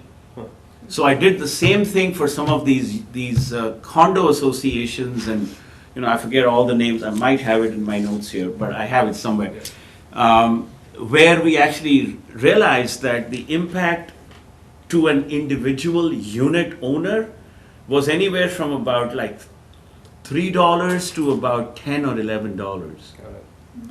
So that was number one. Well, I would just jump in on, so we do have a tiered system already. Right. So as Gulsha mentioned, it's based on ERUs. And on the residential side, there's 5 different tiers of ERUs. The middle, tier 3, is based on 1 ERU. Properties with smaller impervious areas are less than that, and properties, the larger properties, like you mentioned, are up to stage 5. Okay. Yeah. So the range is $37.50 for the smaller dwellings to $150. This is on the residential side, based on the impervious area. Yeah, I think the idea of having a structure like this makes sense. I think it makes sense to wait a year for the rate because it looks like your fund balance is continuing to grow. And I think if people are looking at a fund rate increase while the fund's growing, they're not going to like that. Sure. So if but once you begin to spend at a higher rate than you're collecting, I think that's going to make more sense to people. In terms of collections, who do you find is under distress? I'm trying to remember if there's any form of relief for Well, it's elderly or other community members that are struggling with this. It's really, you know, it's a small team. If you look at the Public Works team, you've got Susan and Diane. And I meant in terms of the ratepayers. Are there ratepayers that are under distress? Like if you're looking at people who are not able to pay or slow to pay, what does that look like? I'm wondering if there's we're always whenever we talk about taxes or fees, we're looking at who's struggling and what resources do we have to help them. I don't have exact data here to share with you, and I think the way to understand that will be we will need to go to the lien notices, for example, because ultimately those are the ones that default, and we have to send them a lien notice to collect the amount due. Yeah, I think it'd be useful, so it sounds like this is a follow-up item, but at some point in the future, it'd be interesting to know who's under duress. Like, the sympathy level of someone who just doesn't pay is not very high, but if someone's really struggling, I'd like to know that. Yep. Okay. Now, we can factually, we can understand who's paying after the first bill. So like, for example, 70% of residents pay right after the first bill. Yeah. And yet there are some, if I'm given a choice, I may exercise that and say, okay, I don't need to pay it. On the other hand, most people on the residential side, clearly, you know, more than 2/3 are paying it upfront with the first bill. Okay. So maybe when we come back and are talking about the rate increase, if there's if you can identify, many programs we have, we look at who's struggling to pay, is there relief available for them in some way? If you could build that into the overall structure, at least like your proposal. And tonight you want to know if the board will support going to once-a-year billing. Correct. Are we okay with that? Okay. Do you want to vote or just by consensus? I think whatever you prefer. Okay, I think consensus is we're comfortable with moving to once a year. And then you're going to come back with a sharpened pencil around this rate increase, but the guidance you're giving us is probably 8%. But roughly a year from now, you'll come back and make a specific proposal we'll vote on. Yeah. Maybe before that. More specifically, depending on Yeah. in terms of we were planning this fall as we enter Okay. the budget season. Okay, but at some point, not tonight, you're gonna come back and say, hey, we talked about this, we'd like to move forward with this based on what we've heard. Okay. Definitely. But, so the only thing you're asking for that you don't have information on is for people who are defaulting on payment, you want to know the reason why they're defaulting?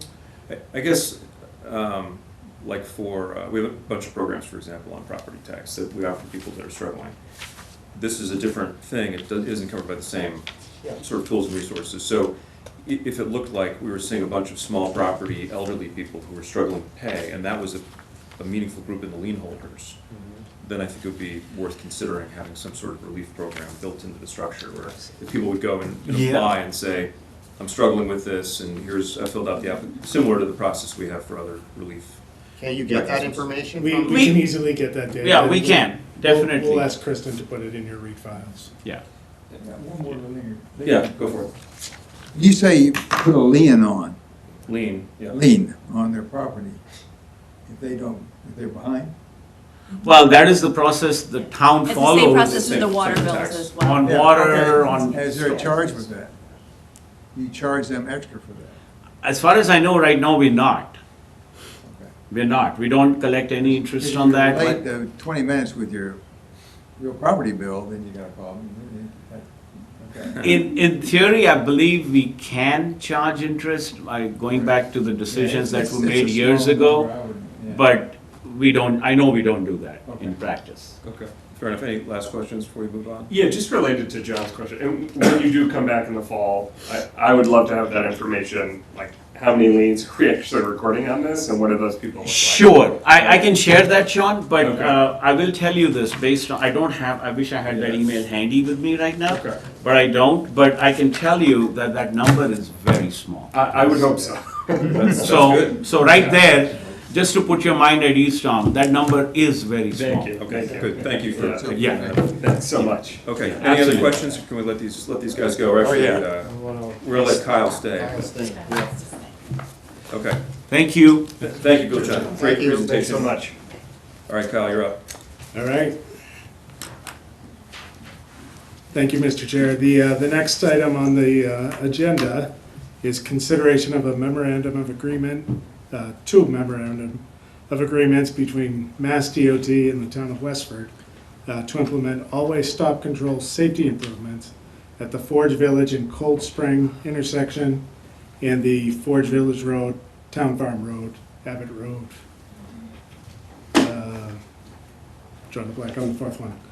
Intersection. Pine Street. Pine Street, thank you. I'm reading, I didn't remember Yeah, it. Thank you. So by way of background, the state solicited all municipalities across the Commonwealth in January with this program to look at safety improvements on certain types of intersections. And the ones they were primarily focused on were four-way intersections that were two-way stop control and had high accident rate data.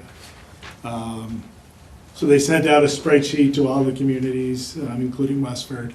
We had two intersections listed, the two that I just mentioned.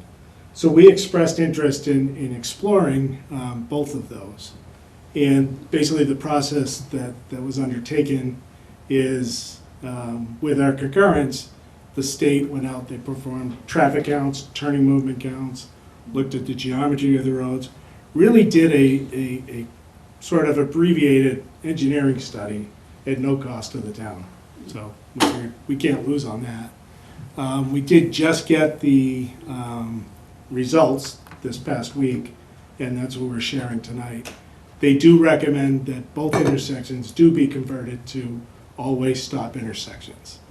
So speaking a little specifics about each one. So up on the screen here is the Cold Spring Road, Forge Village Road intersection. The study period for accidents was a 3-year period from 2019 to 21. This intersection had 6 accidents over that period of time. When we get to the next one, that one at the other intersection had 14 accidents over that time. So this is what's being proposed and what I'm looking for approval from the board tonight. I will say that the engineering group in Public Works and myself are supportive of this initiative.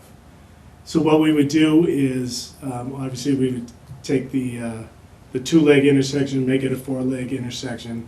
The state will provide us the stop signs, stop ahead signs, and this new sign on the 2 legs that are not currently controlled. This has new traffic pattern ahead signs. The town would be responsible for installation of the signs. We would have to do the pavement markings, which is the new stop bars.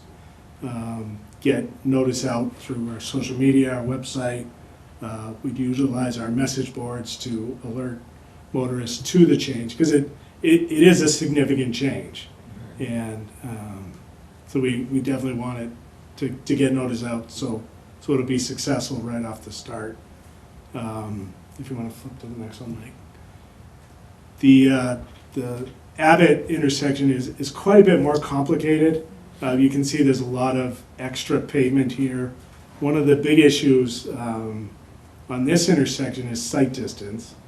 And one of the primary locations is as you're coming south on Town Farm Road to Forge Village, really 2 things are troubling there. One, the stop sign is located across the street because there's no place to properly locate the stop sign. And 2, the ornamental growth on the property at that corner obstructs sight distance. So we've been talking about narrowing up the throat of these intersections anyway. And when this opportunity came through, we were curious what the state would say. And they came to the same conclusion, that as part of this project, we should narrow up the throats of these intersections. So we would undertake that as well. And what that would do is, or what that would take is, our highway crews on advice from the engineering group, how much of that pavement to eliminate. We'd make it a grassy area. So on the Town Farm leg, that would give us a place to properly locate the stop sign. And it would improve sight distance tremendously as you look to the right down Pine Street. Similarly, as you come down Abbott and look to the right up Forge Village Road, the geometry of the road, Forge kind of has a little crest vertical curve that can make sight distance a little bit of a challenge. Having the 4-way stop will help improve that safety condition. So without getting into too much long-windedness on this, I would just entertain any questions and just reiterate that we are fully supportive of this initiative. Okay. Thanks, Kyle. First from the board and then from the public. So questions? Yep, Chris? How much do you expect it to cost to narrow up the Town Farm Road and other areas from that? Not very much. Removal of pavement, it would be crew time. But So you certainly, didn't need to get granite curbing and no, we wouldn't be doing curbing. you're just gonna put grass? Yep.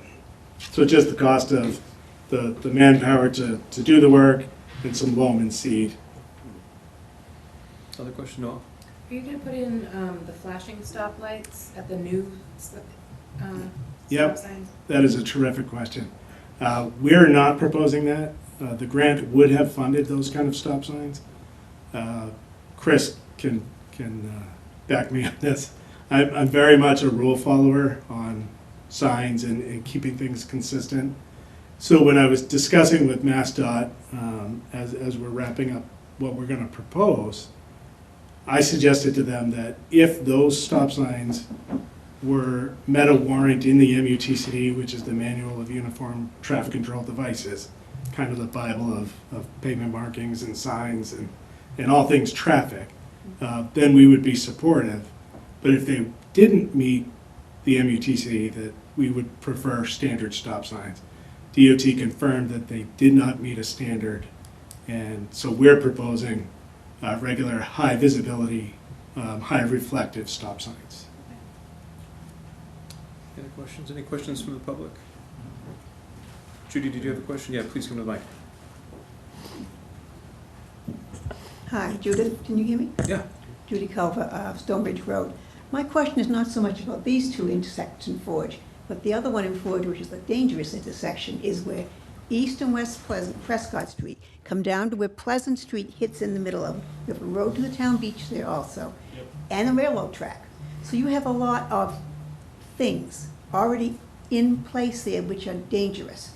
A few years ago, I forget, 5 or 10 years ago, when the was done, they changed it, they put a blinking light between East and West Prescott Street. Nothing to do with Pleasant Street. Pleasant Street's still marked the way it was before. It's a very dangerous roadway. There's a lot of pedestrian and bike traffic there going down to the town beach. And I think the correction that was done years ago just has not corrected anything. There are still cars that are speeding down West Prescott Street to either go up Pleasant Street. Cars speed down Pleasant Street to go either right or left, who knows where they're going. Cars come down West Prescott Street. A few years ago, one even went into the pizza shop. Remember that, the pizza shop got hit by the car? Because these are fast roads. People travel on them. Even with children on the road living there, these are fast-driven roads. Pleasant Street, they come right down the hill, the same with East and West Prescott Street. And the signal that is there now is ineffective. It's a flashing light, that's all it is, coming just one way. And it's ineffective, it is a waste of money, quite frankly. And I don't know why it was put in that way a few years ago when they decided they were going to correct the problem there. It wasn't corrected. And I know it's very, I hear a lot of knocks about it, you probably have too. This is a dangerous intersection which has not been corrected properly by the town or the state when they tried doing it a few years ago.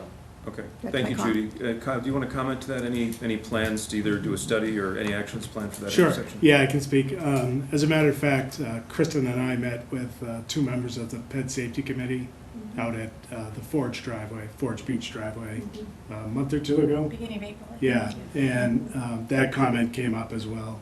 It's certainly something we want to explore. We haven't had the bandwidth to do so yet, but it is something we're interested in. Strangely, as poorly as the intersection functions, and maybe because it operates so poorly, there is no real accident data there. For whatever reason, at least that's what I've been told. I don't know, I was looking I don't have the at the history state's here. crash portal, and it looked like there was some accidents. but Okay, whatever. I mean, I can certainly look deeper into it. Yeah. Anecdotally, that's what I've been told, but, Live there, and I think though, Kyle, that was a Mass DOT thing, because that's 225. And I think Chris Barrett said at the time, we had to do it that way. And we all went, why? Because if I come down East Prescott Street, I come to a screaming halt because, oh my God, there's a stop sign. It's been there 10 years, and I still can't. I don't know, anybody, see, I can see Gene O'Connor down there saying the same thing. It is, yeah, Okay. So, it's weird. it is. So I think you've heard the feedback, and I know you've got a long and complex priority list, but where can you, if you had to speculate, if you were to look into this, I know you've got many irons in the fire. Does this fit somewhere in that list? If I may? Yeah. So as Kyle alluded, the Pedestrian Safety Committee does have this on our radar. Okay. And we will be going through our prioritization list in the near future. We'll be coming back to this board with recommendations. So Okay. it may come at that stage. So my recommendation is we maybe wait for that process. Okay, so the next time we'll see it would be from Pedestrian Safety Committee, and we'd see where the priority would list there. If that's okay with you, Kyle? Perfectly. Okay. Okay, thank you, Christine. Thanks. Christy Bates, Pierce Avenue. I'm on the intersection of Town Farm, Forge Village Road and Cold Spring often, and so I applaud putting a stop sign there. But my question is, I wonder, I think you spoke to it a bit, but would a traffic light be more effective? It's very busy on drop-off for Westford Academy days. That's when I've seen, I wonder, maybe the accidents were in the morning at that time, I don't know, but I've known of an accident there in the morning. And I'm just wondering if you might have feedback from Westford Academy as far as what they think for a stop sign versus a light. It's a learning curve, but students and parents are there at the stop signs, letting people go. It's often a rush at 7:25 or 20 to get into the school. So I just wondered if you compared potential of a light versus the stop signs. Yep, yeah, that's a great question, and it leads to really good conversation. So this program is only for always stops. So it's not applicable for this ask tonight. When you start looking at stop signs, and even less restrictive is yield signs, but then you get to more restrictive traffic signals. That's all based on warrants, and you do your traffic counts, your turning movements, you look at your peak hours, and you make a determination of what's warranted. In this case, DOT did do that study, and one thing I meant to mention, so I'm glad you brought it up. They did do what's called a level of service analysis for the intersections, and basically that's an A through F ranking. Level of service A means basically free flow condition, no stopping. Level of service F is a level of discomfort and delay that's really poor that you would see in a city. Their analysis running the traffic counts and turning movements through the software yielded during the peak hour after the stop signs are installed of a level of service of B, which is really very good. So it doesn't appear that anything more would be warranted in this case.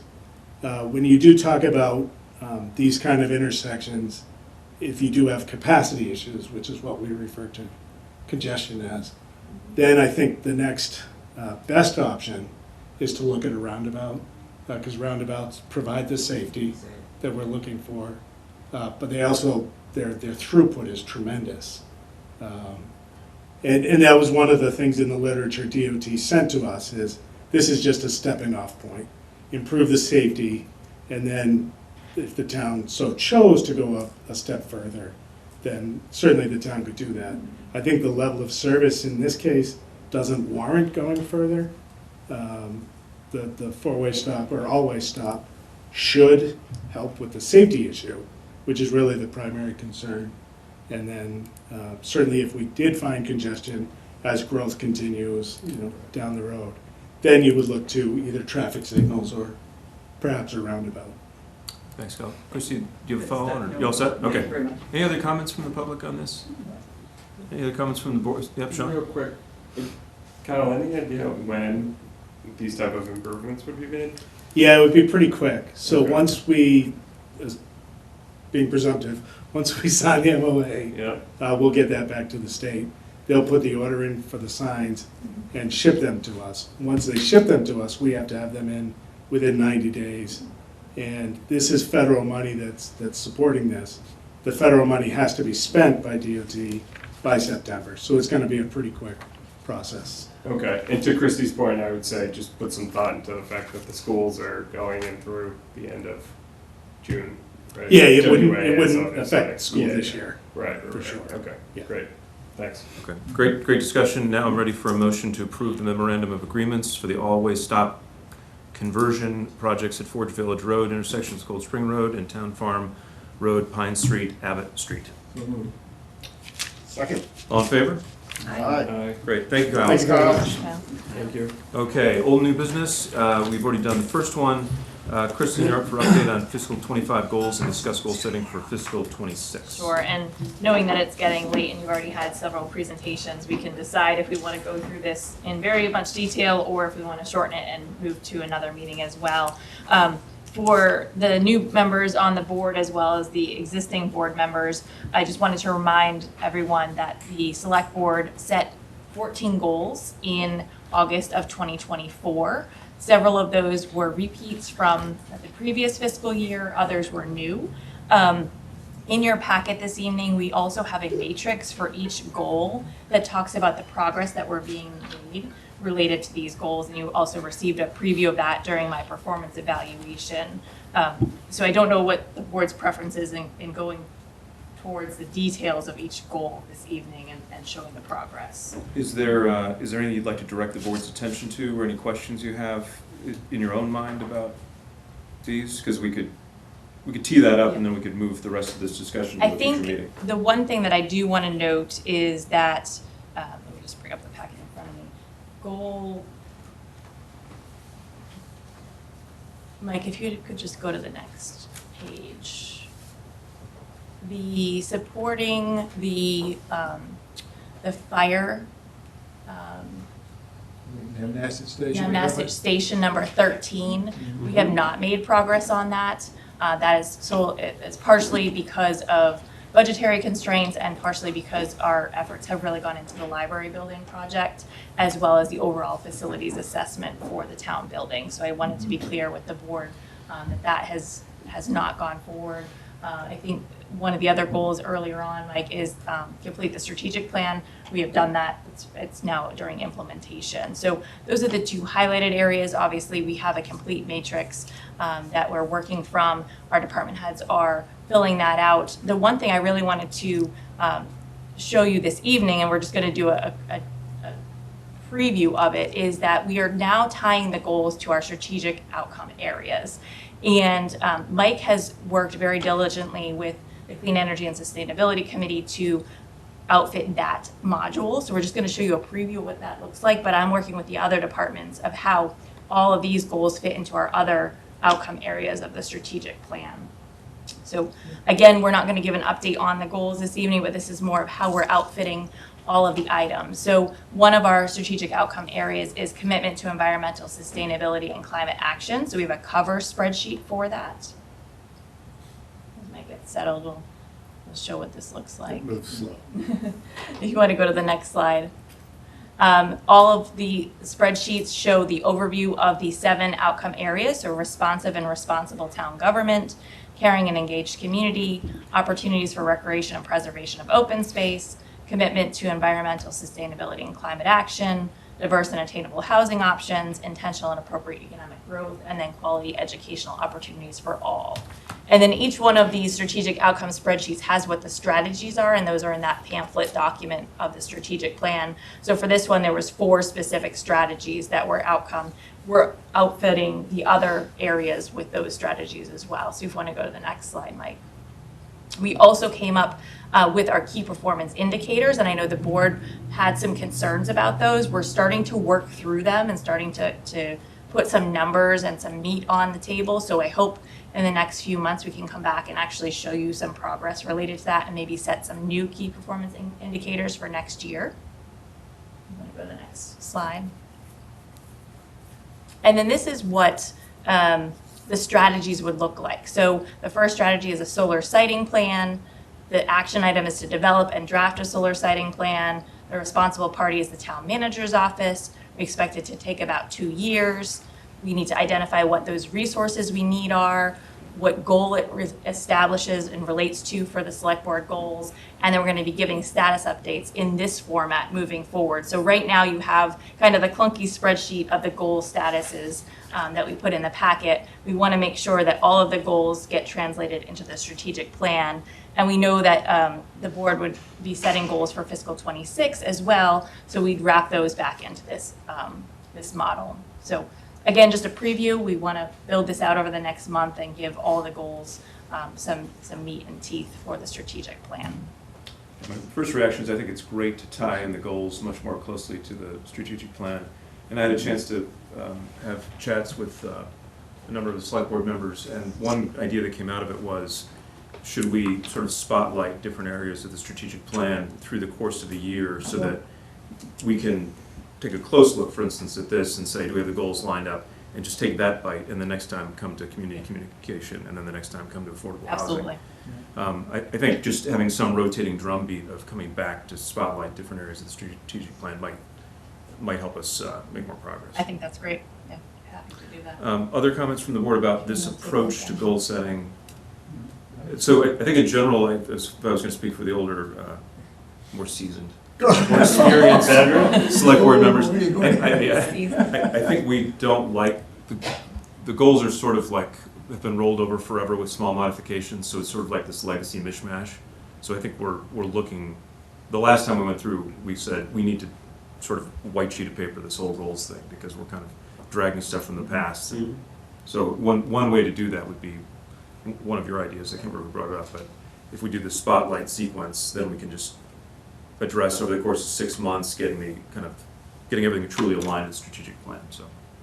And I think One approach. if we can align the strategic plan with the goals and then with the budget, will be then, that flywheel will be moving forward of how we can actually communicate that to the public. Yeah, and I That's guess the ultimate. inevitably, one of the strategic focus areas will be last, well into fiscal '26. So you may just want to order them in a way that sort of makes most sense. Gets you the guidance you need Sure. to execute sooner. Like, I think the housing option things is really interesting, really critical, but I'm not sure there's anything we've got that's a big budget driver related to that. So Yeah. that could go later, potentially. Right. Yep, we'll work with the team on that. Okay. So if you're thinking of strategic plan, goals, have ideas, send them our way. We'll start building those in. The board may want to do a workshop just related to strategic plan and goals. And I know summer is difficult, but it sometimes helps to be able to focus on this in one dedicated meeting rather than you have a lot of business before you in those meetings. So we can talk about those as we move forward. But when it's convenient for you, I think if you could kind of give an assignment over again to the board, I mean, just bring us back to the strategic planning document, and if you've got a prioritized list that you'd like us to think about, we can each put our thinking hats on and dig in. Okay, are we good for that item? I am good. I don't know if the other board members are. Are you all good? Okay. Yes. Okay. All right. Next up, prep for the tri-board meeting.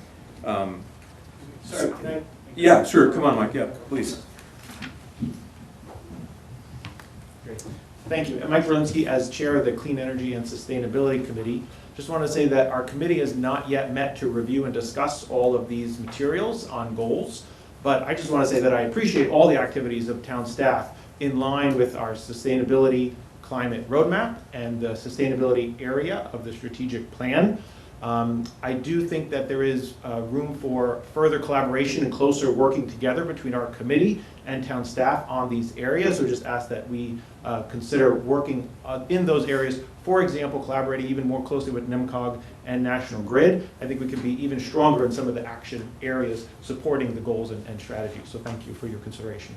Great, and your committee's input is highly valued, so we'll make sure we communicate with you when we have the spotlight focus on the climate stuff, so we can all take advantage of your experience. Yeah, and Mike is giving a Q3 update to the Climate Action Committee tomorrow, Clean Energy and Sustainability Committee tomorrow evening. Okay.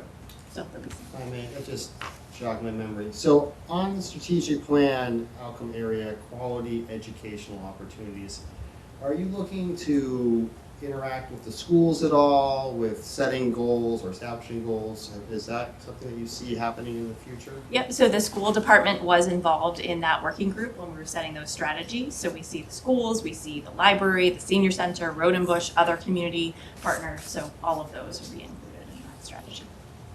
Thank you. Okay, next up, prepping for the tri-board meeting. So just by way of reminder, tri-board meeting is just what it sounds like. It's the Finance Committee, School Committee, Select Board. I think we have had a good practice recently of having Christina Green from the Finance Committee actually chair those meetings. So what we're doing tonight is just giving Kristen sort of advice and refinement. We're definitely going to be looking for input from our sister boards on anything that should be added, anything that should be modified. So this is not the beginning and end of the discussion. This is just us teeing up to basically get ready for the meeting. Yeah, so just for the board members, as a reminder, and members of the public, the Budget Task Force was created in May of 2023 when we were facing some pretty severe budgetary challenges. They created a report that was issued in October of 2023 where there was a number of efficiencies noted that could be realized, some revenue opportunities that could be realized, and others. After that was created, we instituted a tri-board meeting to discuss what would be occurring in terms of efficiencies and budget items. So there was a break last summer into this budget season because we were already working on fiscal 26 budget. So some of the items that I have in terms of the tri-board meeting on June 12th for suggestions, and obviously would open it up to this board for comments. First of all, giving an overview of how fiscal 25 is going with all of those cuts and what we have seen and what we're realizing. Discussing the fiscal 26 budget and if there's been any changes. We're still waiting on that state budget, so we can't say for certain, but there has been a little bit of movement from the state. presenting why it's so important to remain a AAA municipality in our bond rating. We want to give an update on last year's efficiency efforts, health insurance, energy efficiency, investment grade audit, and the Rodenbush lease. And then items that are not in the budget task force report that we have accomplished that we want to give an update on are selling our surplus equipment and those funds going into the general fund, collaborating through all departments on an Amazon Business Prime account, which has realized savings and efficiencies, and our OneDrive cloud migration for Microsoft. Again, those may not be monetary savings, but productivity savings.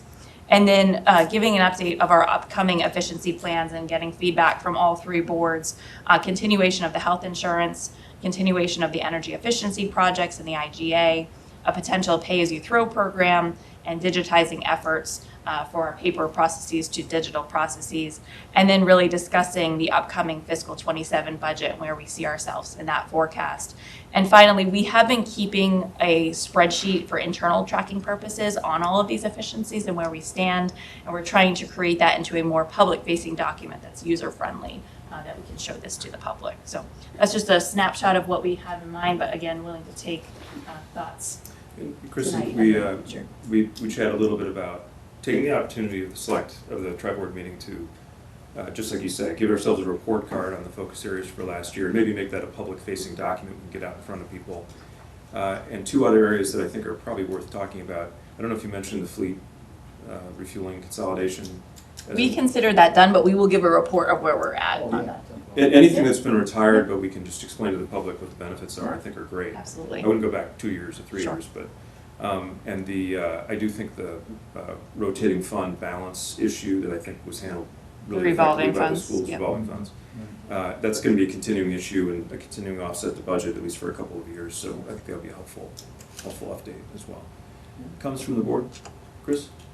So I think we should probably include in here some discussion about regionalization efforts. So I think that's important to probably put some coloring on. And also revolving accounts, we did look at on the school side, but should we consider conducting the same type of analysis for any revolving accounts on the town side of the budget? I believe the town accountant has done that, but I will double check. Okay, so if we have, I think that should be published in the same manner that the school committees did that. I just think it provides a lot of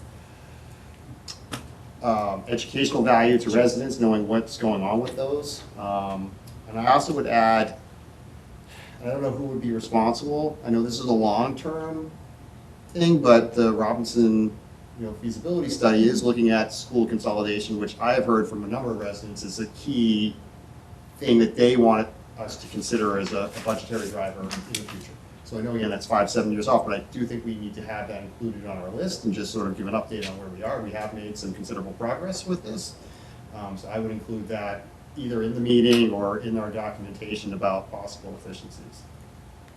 Good. Thanks, Chris. Yep. Other comments? Another item that's sort of closed out but worth doing an update on maybe would be the trash tonnage situation. Does that probably? Yes, we are covering that. Covering that, Yes. okay. Yep. We're somewhere, okay. Yep. Other inputs? And it may be something minor, but there was a discussion on the school committee a couple months ago about some unforeseen energy costs that were pretty high, and I don't know if that got resolved or not, so. Dr. Shu and I are working. Okay, Yeah. all right, great. I'd love an update on that. Okay, thank you. Okay, so it sounds like what's next here is kind of what a consolidated draft agenda that we can send out to the other committees to ask for their input. Yes. Yep. Okay. Anything else on this one? I think we're in good shape. Okay. Review and create charge for a 300th anniversary celebration committee. So as we've been discussing, the town's 300th anniversary is coming up in 2029. Through town meeting, there was a 300th anniversary account set up to collect funds to move forward with the celebration.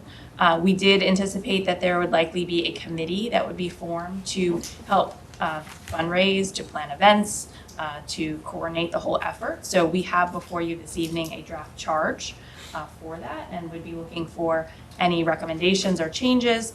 And if then you're satisfied, recommending to put this out to the general public for any any residents who are interested in serving on this committee, and then staffing that up, mid to late summer, hopefully.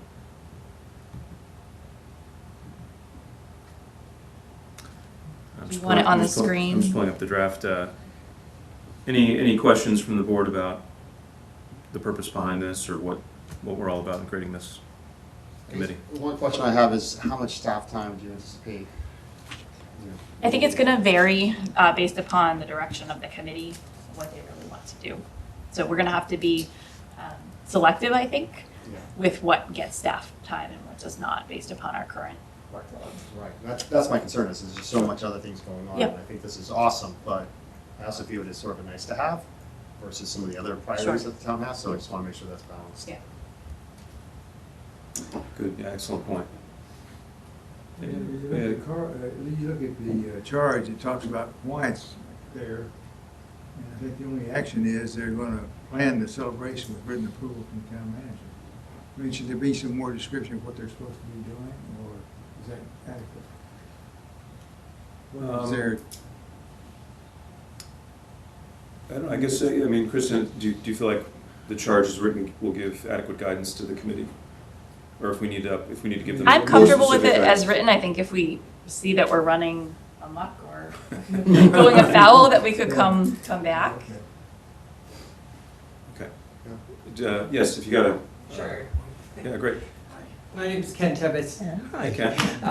And in 2004, I was chairman of the 275th anniversary, and it was a great event, and I want to just put forward that I would be very interested in supporting this initiative. How we did it was through the Historical Society. I was chairman of the Historical Society. I was chairman of the Historical Commission at that time.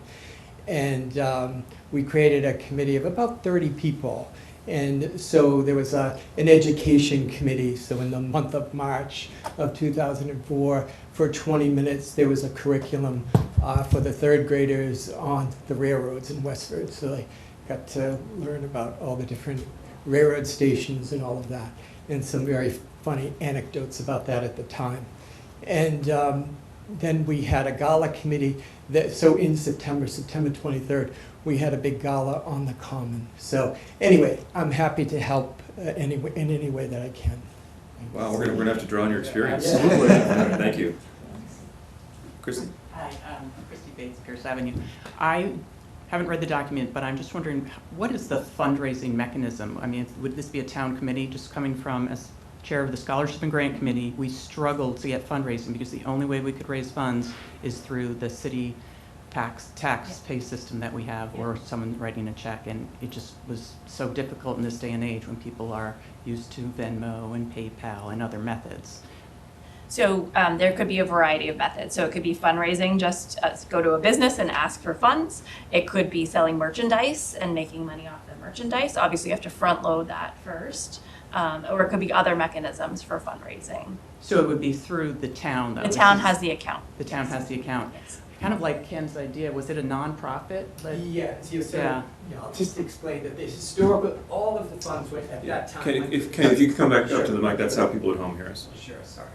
How it worked in 2004 was the Historical Society, all of the funds ran through, and Ellen Hardy, Mike Hardy was our treasurer at the time, but he was a little done with being treasurer, and so Ellen stepped in and was the treasurer for that year. So I have a full financial accounting of what happened, and we had events every month, and what we tried to do, and we're pretty successful, I would say, is that we had an opening January 1st of 2004, and there was some fundraising in that event. People paid to come to an event or to do something.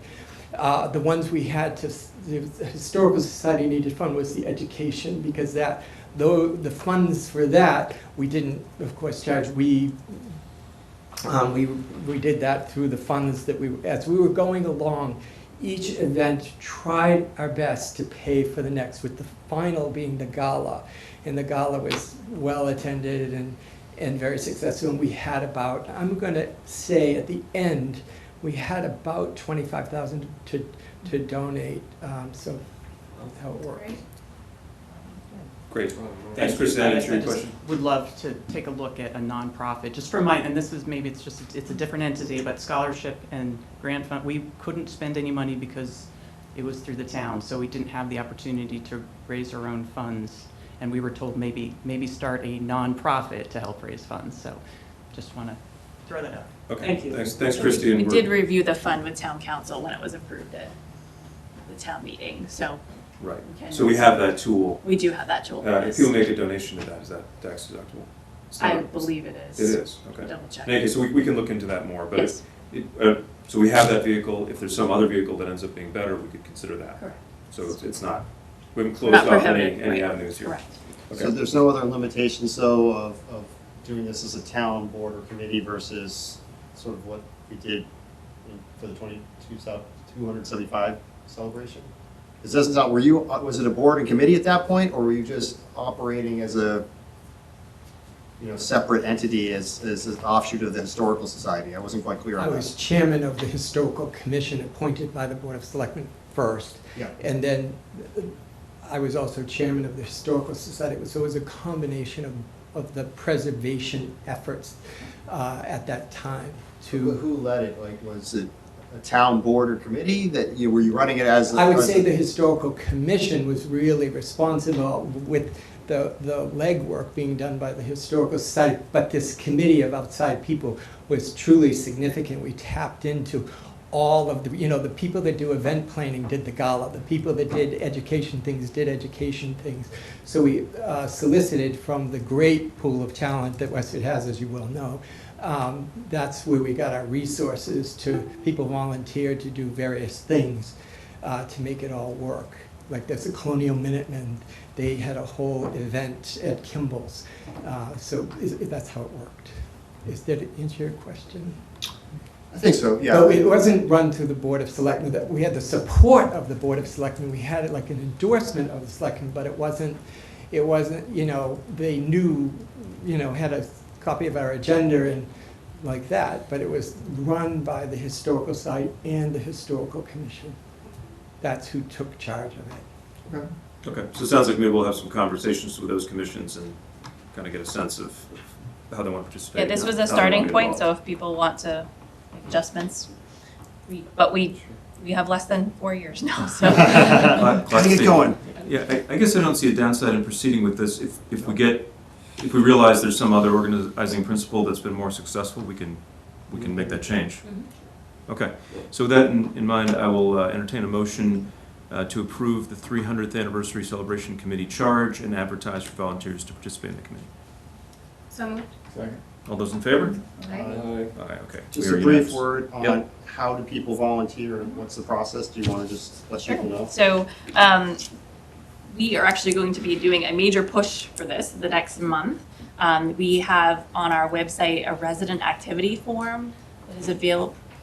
Go ahead. No, that's fine. Okay. I can't remember that's the right name. I think it was resident, not volunteer.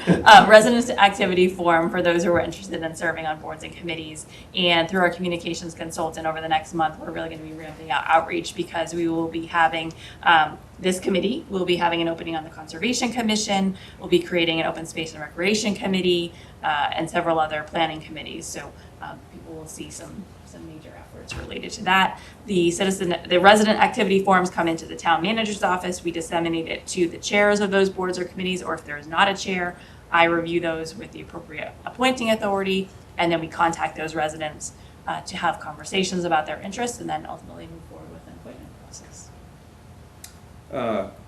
Okay, great. We're on item 5. So for both the Code of Conduct and the Form of Government study, maybe we can just touch base on those and kind of see where the committee is. If we feel like there's a long, meaty heavily researched conversation to have, we may actually put this on the future agenda. If it's like a mutual understanding and we want to maybe give Kristen some suggestions for what's next, we can do that. I have a few comments on the Code of Yeah, Conduct. so why don't we do Code of Conduct first and see whether we can make some progress with a short conversation or whether it's a long conversation. So at several of your meetings and offline conversations, there have been discussions of does the select board or do our boards and committees have a code of conduct? And currently the town of Westford does not. I had asked town council to give me some examples of other municipalities that do have code of conducts. He has provided me with those, but we have not had the staff capacity to go through them and to understand what the board may or may not want. So my suggestion would be if there's one or two board members that would like to explore this, to research those code of conducts and come back to the board, that's one option. If there's something else that you all agree to, or if you decide we don't need a code of conduct, we go in that direction. So I'll totally leave it at the discretion of the board, but I think it's something that the board could drive rather than staff because it would be ultimately a board and commission code. And there might be interest from people on school committee too to join up to investigate that based on communications I've received.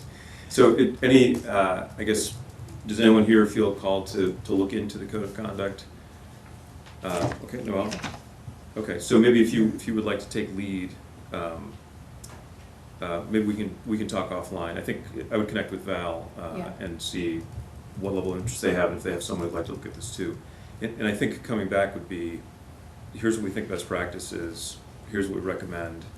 I don't know if there's general consensus. I mean, my sense is that some kind of onboarding training that gives a little bit of guidance around code of conduct, I think would be pretty helpful.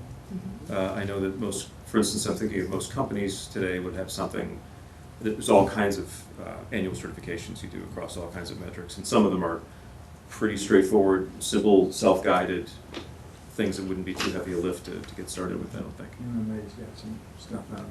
Yeah. Yeah, I think there's model rules somewhere, to be honest. Val sent that too. Okay. Well, before we move on, do you have a comment on this? Yeah, please. So, hi. Jeff Pearson. I'm in Adnock Drive here in Westford. I think probably it's fair to ask all of you a question first. When you're talking about code of conduct, are you talking about code of conduct for the committees or code of conduct for people addressing committees? What we're thinking about is people when they join a committee or are appointed to a committee, sometimes there's navigating what I do as a private individual versus what am I doing as a representative of the town on a committee. Okay. So this would be for incoming, I guess we'll decide when we hear the report, but I think it's going to be for people who are joining a committee for the first time and would benefit from, now that I'm representing, I have an official role here, here's some things to think about, here's some sort of best practices. That was the clarification I was looking for. Okay. So it's not it doesn't cover, people who might be addressing you. No. From the public. Okay. No, that's, I mean, First Amendment, we should welcome all people who'd like to come. Yeah. So we're not looking to kind of manage or filter incoming speech. It's once you're an appointed official, you do have another role you need to be conscious of when you're responding to people. There was a case in Southborough a few years ago where the town was actually successfully sued by a resident who was removed from, or forcibly removed from a committee meeting because she had said some things that they didn't like. Yeah. And went to the Mass Superior Court. But since that is not the case, then I really have nothing I can give you. I will say though, just to the previous topic, the 300th anniversary, if you have not considered tapping, his name is Dan LaCroix. Some of you probably know him quite well. He does a lot of historical research, particularly to pre-colonial, pre-colonial American Revolution era. If you haven't tapped him for that, you really should. He has done a huge amount of research into that time period and can probably bore you to tears with everything he knows. So definitely want to talk to him. Okay, great. Thanks for the suggestion. Christy, do you have something on this? Yes. No problem. Regarding the code of conduct, would we also be looking, because you're talking about committees, would we also be looking into best practices and training for the committees? When should you vote for a chair? This board does it every year. A lot of other committees that I've watched, that I've been on, they don't have that. They don't know what to do. Is that a best practice? Is that something that this code of conduct would cover, and could it? I think I don't think this would not cover that, but we also are looking how to best educate our board and committee members moving forward. That is on my radar. Okay. But that would not be covered under a code of conduct. Thanks. Okay, thank you. Sorry. Go ahead. Yeah, so let's say this board decides that we do need a code of conduct, what authority do we have to institute said conduct policy against boards that are independently, voted by the public, like the planning board or the conservation commission? Do we have the authority to do that? So you appoint some of the boards, Yeah. right? So those, yes, you would have that That's authority. clear, yeah. I appoint some of the boards, so under your direction, you'd probably say to me, Yeah. any board or committee that you appoint does that. The moderator appoints the finance committee, so you have that conversation with the finance committee. I think you'd want to have those good faith discussions with the elected boards, so the Board of Health, the Planning Board, the Board of Library Trustees. I believe the Board of Library Trustees may already have some sort of documentation. We can look into that. So the reason why I bring this up, Tom, is that I do think we, whether, if you have time to do it or I think we need to reach out to these other boards. Yeah. And say, hey, we're looking into this, do you want to participate in the conversation, what are your thoughts? Just so they feel included at the beginning of the process, rather than us showing up with a code of conduct and saying, all right, this is what we selected, here you are. So, Yeah, would you be willing to take that Yeah, on? absolutely. And I think if they acknowledge receipt and don't volunteer, that's okay, we don't need to wait for anything, Yeah. but it is a nice way to start the conversation. So to reach out to the chairs of those boards? Of the elected boards, the yeah. elected boards. Yeah, and just say, we're investigating this, if you've got someone in your committee that'd like to take part, we'd invite them to do so. Maybe something or like if that. like the library trustees already have something, maybe we. Piggyback off look of at that, right? yeah. Borrow, good idea. Yeah. Thank you, Tom. Okay, great. The form of government study committee creation. So this relates to guidance that we received from a previous town meeting to investigate other forms of town government. Westford has done studies like this before, but it's been a while. So I guess the question before this committee is either do we want to, what would we do? We would basically ask for a study group to be created to look at this again, sort of refresh what we had done 10 years ago or whenever it was when we last looked at alternative, like representative town government, for example. We also could, one thing that I was hoping to do and haven't done myself, but maybe you've done it, Noel, I don't know if you had a chance to talk with we received some specific requests from League of Women Voters, and I think we wanted to talk with them and get an idea of what they had in mind before we made any sudden moves. I have not. We have not, Sure, okay. no. I guess what I would suggest for this one is I can take responsibility for reaching out to the person who sent in the requests. And I just want to have a conversation because I have a lot of respect for the league and they have a very strong position on this, and I'd like to understand more than just what's in the letter about what they're thinking about. And have they read the last time? I can send them the previous study that was done on this and just try to calibrate in on what exactly an appropriate effort would be here. Yeah, Sean? Just, I guess my question would be is, given that it's been 10 years is the last time that we had a study like this. Yeah, and I should be About 10 careful, I years. don't actually remember the date. 2008. But 2008. 2008, okay, so it's been quite some time, and the biggest thing that's changed, right, has been a shift towards more remote and technology-focused meetings, right, particularly after COVID. So what I would say is I mean, what's the harm in just forming something now, right? I mean, and maybe the consensus is that they decide that it's not ripe enough or that what we're doing is perfectly fine, but just questioning, like, is there a reason to wait on this, or?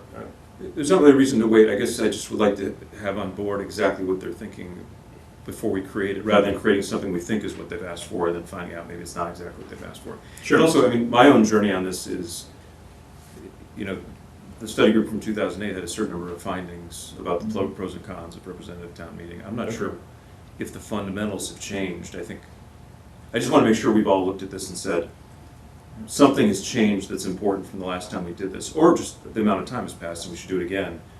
But I think people who are asking for this should get the benefit of looking at what we did before and just knowing what the shape of that thing is. So I'm not suggesting delaying this much. We could bring this back to our next meeting in 2 weeks. Got it, decide. okay, great, thanks. Yeah, hi, well, yeah. Hi. Welcome. Hi, Gloria Miller, Hutchins Way. I'm also currently on the League of Women Voters Steering Committee. So perfect, And right? if this helps clarify so that you can move forward, I believe the League's communication about this has been motivated because there was a past discussion, and I apologize, I do not recall the date, but it may be in the email you received, that the select board had discussed the formation of a committee that would, again, re-examine the form of town government and town meeting practices. And the League of Women Voters would like to be a part of that process. The League does not have a position or is not taking a stance on what the outcome of that should be, but really just wanted to encourage the conversation and to move the conversation forward. Since the board had discussed the creation of such a committee, the League would like to be a part of that and would just like to encourage it to move forward. But certainly does not have a position. I know from our internal discussions, I have a different position than other League Steering Committee members. So not a particular result, but just really encouraging the conversation because, you know, as you pointed out, it has been a long time since it's been examined. COVID has happened. We've had a number of huge attendance at town meeting, one town meeting that had to be called because of oversubscription. You know, there's a lot has happened. So I think it's just time to re-examine it, and the League would just like to encourage that conversation and be part of it. Great. Thank you. Good. That's very helpful to know. Thanks, Gloria. Chris, did you have something? Thank you. Yes, I actually came here just to talk about this, not why I was up here No, before. we're glad you're here. So I agree with what Gloria said, but also in 2008, I think we only looked at representative town meeting versus town meeting. And so we didn't take into consideration a city form of government, which does not mean that we'd have to become a city, but a city form of government. And I think it's important to look at everything, and 2008 was a long time ago. So I think this is a great opportunity to take a look at that. And it sort of builds on what the last committee access to town meeting did. They looked at how to get more people involved in town meeting. But I also want to point out that I believe the citizens petition was not about looking at different forms of government, right? It was about being able to vote remotely. Did I get that wrong? There was that citizens petition. And so that, don't want to change the subject, but that does have its whole line of action attached to it, which is not this. This is separate. This is a separate one. Okay, all right. So that would be, even though that's really reliant on the state, that might be something to incorporate into, if you do have a committee, into that committee. We didn't have a committee. There were some people who were looking into, that's sort of on pause. We sort of reached the point with that effort, which says it basically requires, you know, legislative action, and so we're a little bit dammed up behind that. Yep. We've expressed our interest to our representatives in the House and Senate that we'd like to see this pursued. We'll continue to advocate with them, but I think that thread is different than this thread. Thanks. Okay, thanks, Christine. Okay, so I have the action item of communicating with the folks at the League that are most interested in this, and we can come back and talk about this next time. And if anyone wants to read do you have a handy copy of the 2008 report? I don't have it handy, but I'm sure we can dig it It's up. very easy to find on the town website. It's on the website, Yeah, okay. I think it's under the town moderator section or something like that. Okay. Town meeting section, you can see it. Yeah, so it would be helpful if everyone just took a look at it before the next meeting, because it's interesting. Okay, review and vote on the select board liaison assignments. So I had, in a series of chats, come up with some. We have it on the screen too, if it's Okay, easier. this is what, okay. So this seemed to match what people were interested in. So I guess first, just did I misrepresent anybody or get anything wrong in terms of what people said they were interested in? This is one way we might get coverage.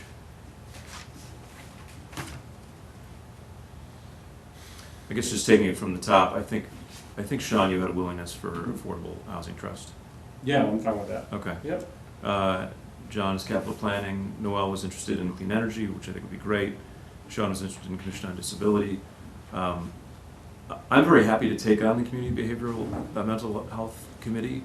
If someone else feels more called to that and would like to do that, I'm very happy to not do it. But I was trying to get some balance so that everyone had like 3 or 4 and nobody was overweighted. Diversity, equity, and inclusion. Noel expressed an interest in that, which is great. I should mention that we're very lucky to have Andrea Perriner-Sweet, who was previously the liaison for these, I think, continuing on in these committees as a regular member, so we highly value her experience. So grateful for that. Economic Development Committee, I would continue to be on. Health Insurance Trust is John already. Sean was interested in taking on NIMCOG, so thank you, Sean, for that. I think that's a great resource that we can get more out of. Chris was on Pedestrian Safety Committee. I think given the amount of spending and sort of general interest in the town that's going on with the library project and others, I think I'd like to spend more time with the Permanent Town Building Committee just to keep eyes on that. Yes, Just John? one thing on the NIMCOG. There's, the terms usually expire after the election of the town. Okay.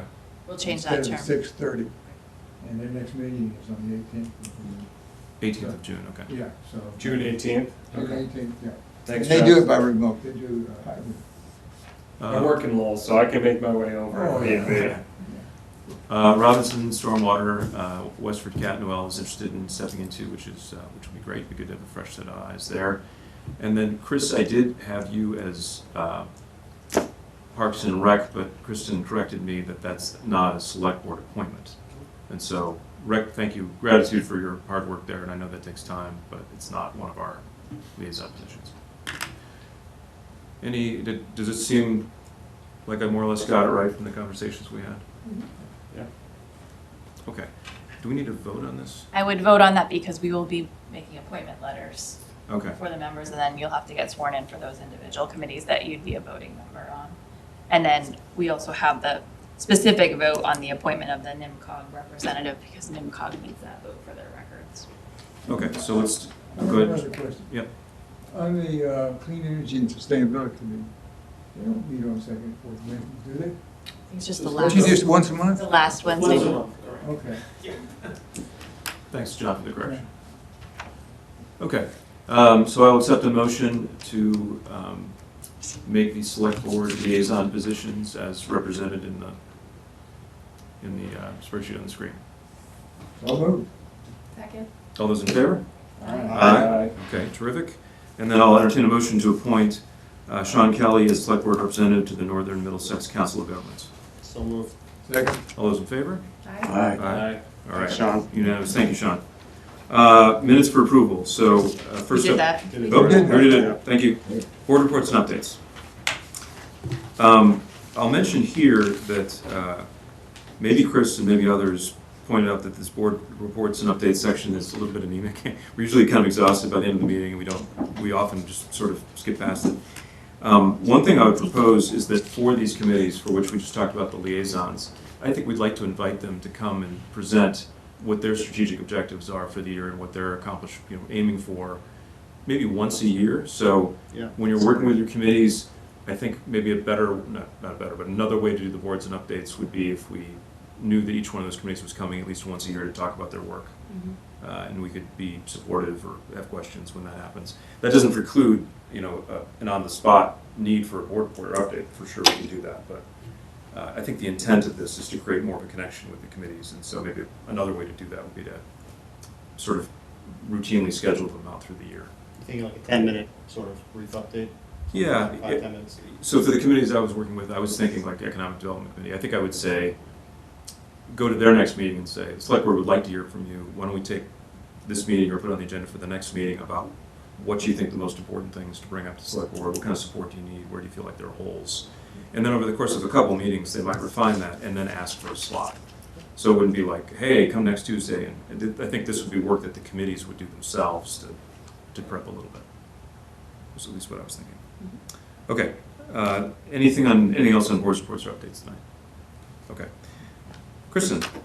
Yeah, so we did 13A. 13B is to approve the amendment with the Northwest Local Public Health Coalition intermunicipal agreement for shared services. So as you have heard over the past, the town of Westford is the lead community for the Northwest Coalition. It also includes the towns of Acton, Lowell, West, and Dracut. And our grant is up for renewal this year, so we would just need a motion to approve that amendment. Do I have that motion? Yes, so moved. All those in favor? Aye. Aye.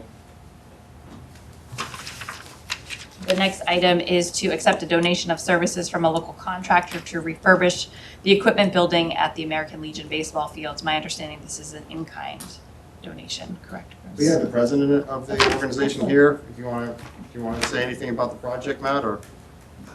Sure, real quick. Hello, Matt Rieger, President of Westford Youth Baseball and Softball League.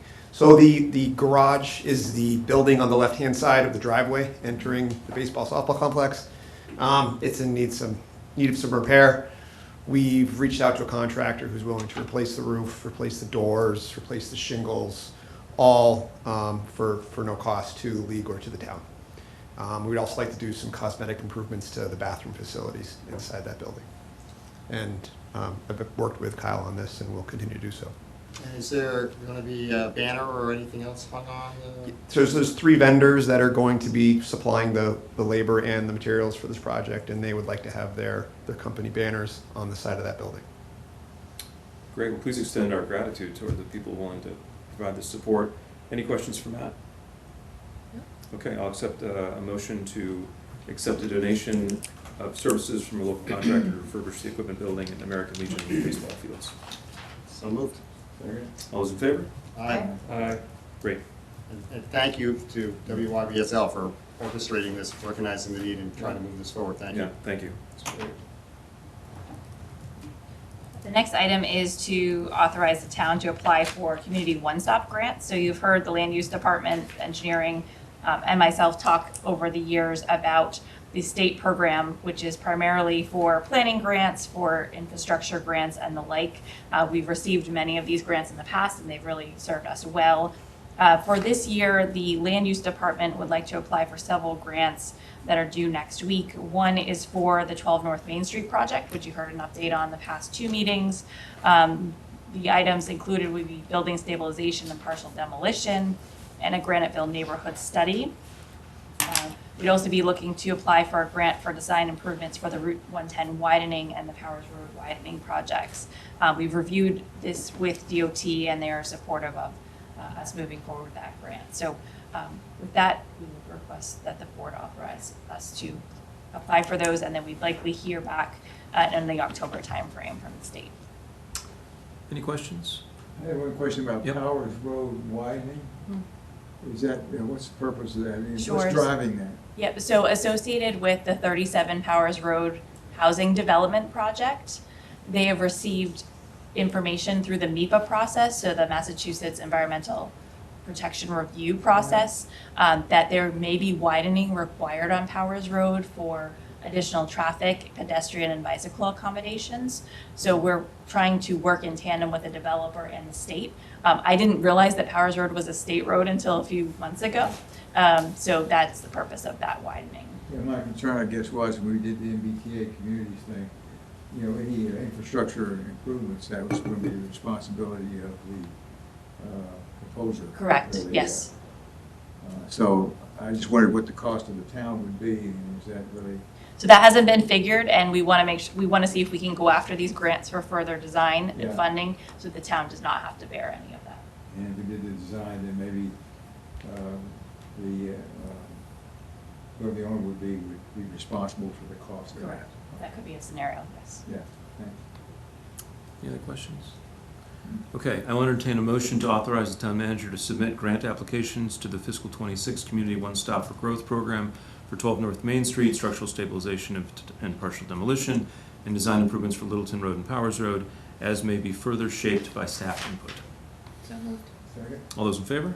Aye. Excellent. Then moving on to grant acceptances, we received a grant from Mass DOT for the Vulnerable Road User Program to install 2 rectangular flashing beacons at the Carlisle Road, Texas Road intersection in the amount of $12,000 as requested by the Public Works Department. That work is ongoing and should be finishing up shortly, and we're hoping to install those. There is, I believe, a 90-day period that we have to install those by to receive the grant, so that's why we're asking for it this evening. Any questions for that? Okay, do I have a motion to approve? So moved. Second. All those in favor? Great. Then we'll run into our series of purchase orders and contracts. So the first is for server supply for SSD hard drives, in the amount of $10,328.40 as requested by the Technology Department. Impact, speed, and agility for the fiscal 26 recreation programs in the amount of $32,550 as requested by the Recreation Department. American Alarm for the Police Department for a new intercom system in the amount of $17,337 as requested by the Facilities Department. And then, if I may, just move to contracts. Guardian Management Services for 2025 energy efficiency projects in the amount of $1,534,041 as requested by the Town Manager's Office. Mike, could you just spend 30 seconds on this to discuss what the real costs are? Well, our out-of-pocket costs are nothing. We've managed to line this thing up using net metering credits, on-bill repayment, and rebates, roughly a third split between each one. So you guys told me to get some projects done. This is going to be a big one. Nice job. Great. And then moving on to the Central Mass Signal LLC for the Westford Academy Trustee Field and the Forge VFW Field LED Sports Lighting Replacement Project in the amount of $598,000 as requested jointly by the Public Works Department and the Facilities Department. This was a capital item on the town meeting warrant. And finally, Ines Associate LDT for the Route 40 corridor study in the amount of $106,000 as requested by the Land Use Management Department. This is a combination of, it is state grant funds, so the town is not paying for this, and also it was a resolution on the town meeting floor a few town meetings ago to study this corridor further. Any questions? I'll entertain a motion to approve. So moved. All those in favor? Aye. All right. I'll also entertain a motion to waive the reading of correspondence. So moved. Second. All those in favor? Aye. And I'll entertain a motion to adjourn. I- Oh, I'm sorry. Sorry, I just No, had- no, you're not too late. Go ahead. About the liaisons, I just had one point. Yeah, please. I didn't realize that, Tom, you were stepping out for the Westford Cat Board, and I just want to say, Noel, we're thrilled to have you, but I wanted to publicly acknowledge, because transitions happen so quickly, and Tom, I joined the board the Westford Cat Board in 2020, and you were already on it, and you've been on it since, and I just want to, for me personally, say thank you for being on that board, and it's a lot of time and a lot of effort being on the select board, but also being on these committees, and certainly in 2020, 2021, you put a lot of hours in, so I'm With sure Sean. there'll be, yes, and Sean was the school committee liaison too, and thank you very much. No, it's a pleasure. It's a great organization that does something really important for democracy, so. Thank you. Okay, I'll entertain a motion to adjourn. So moved. Second. All those in favor? Aye.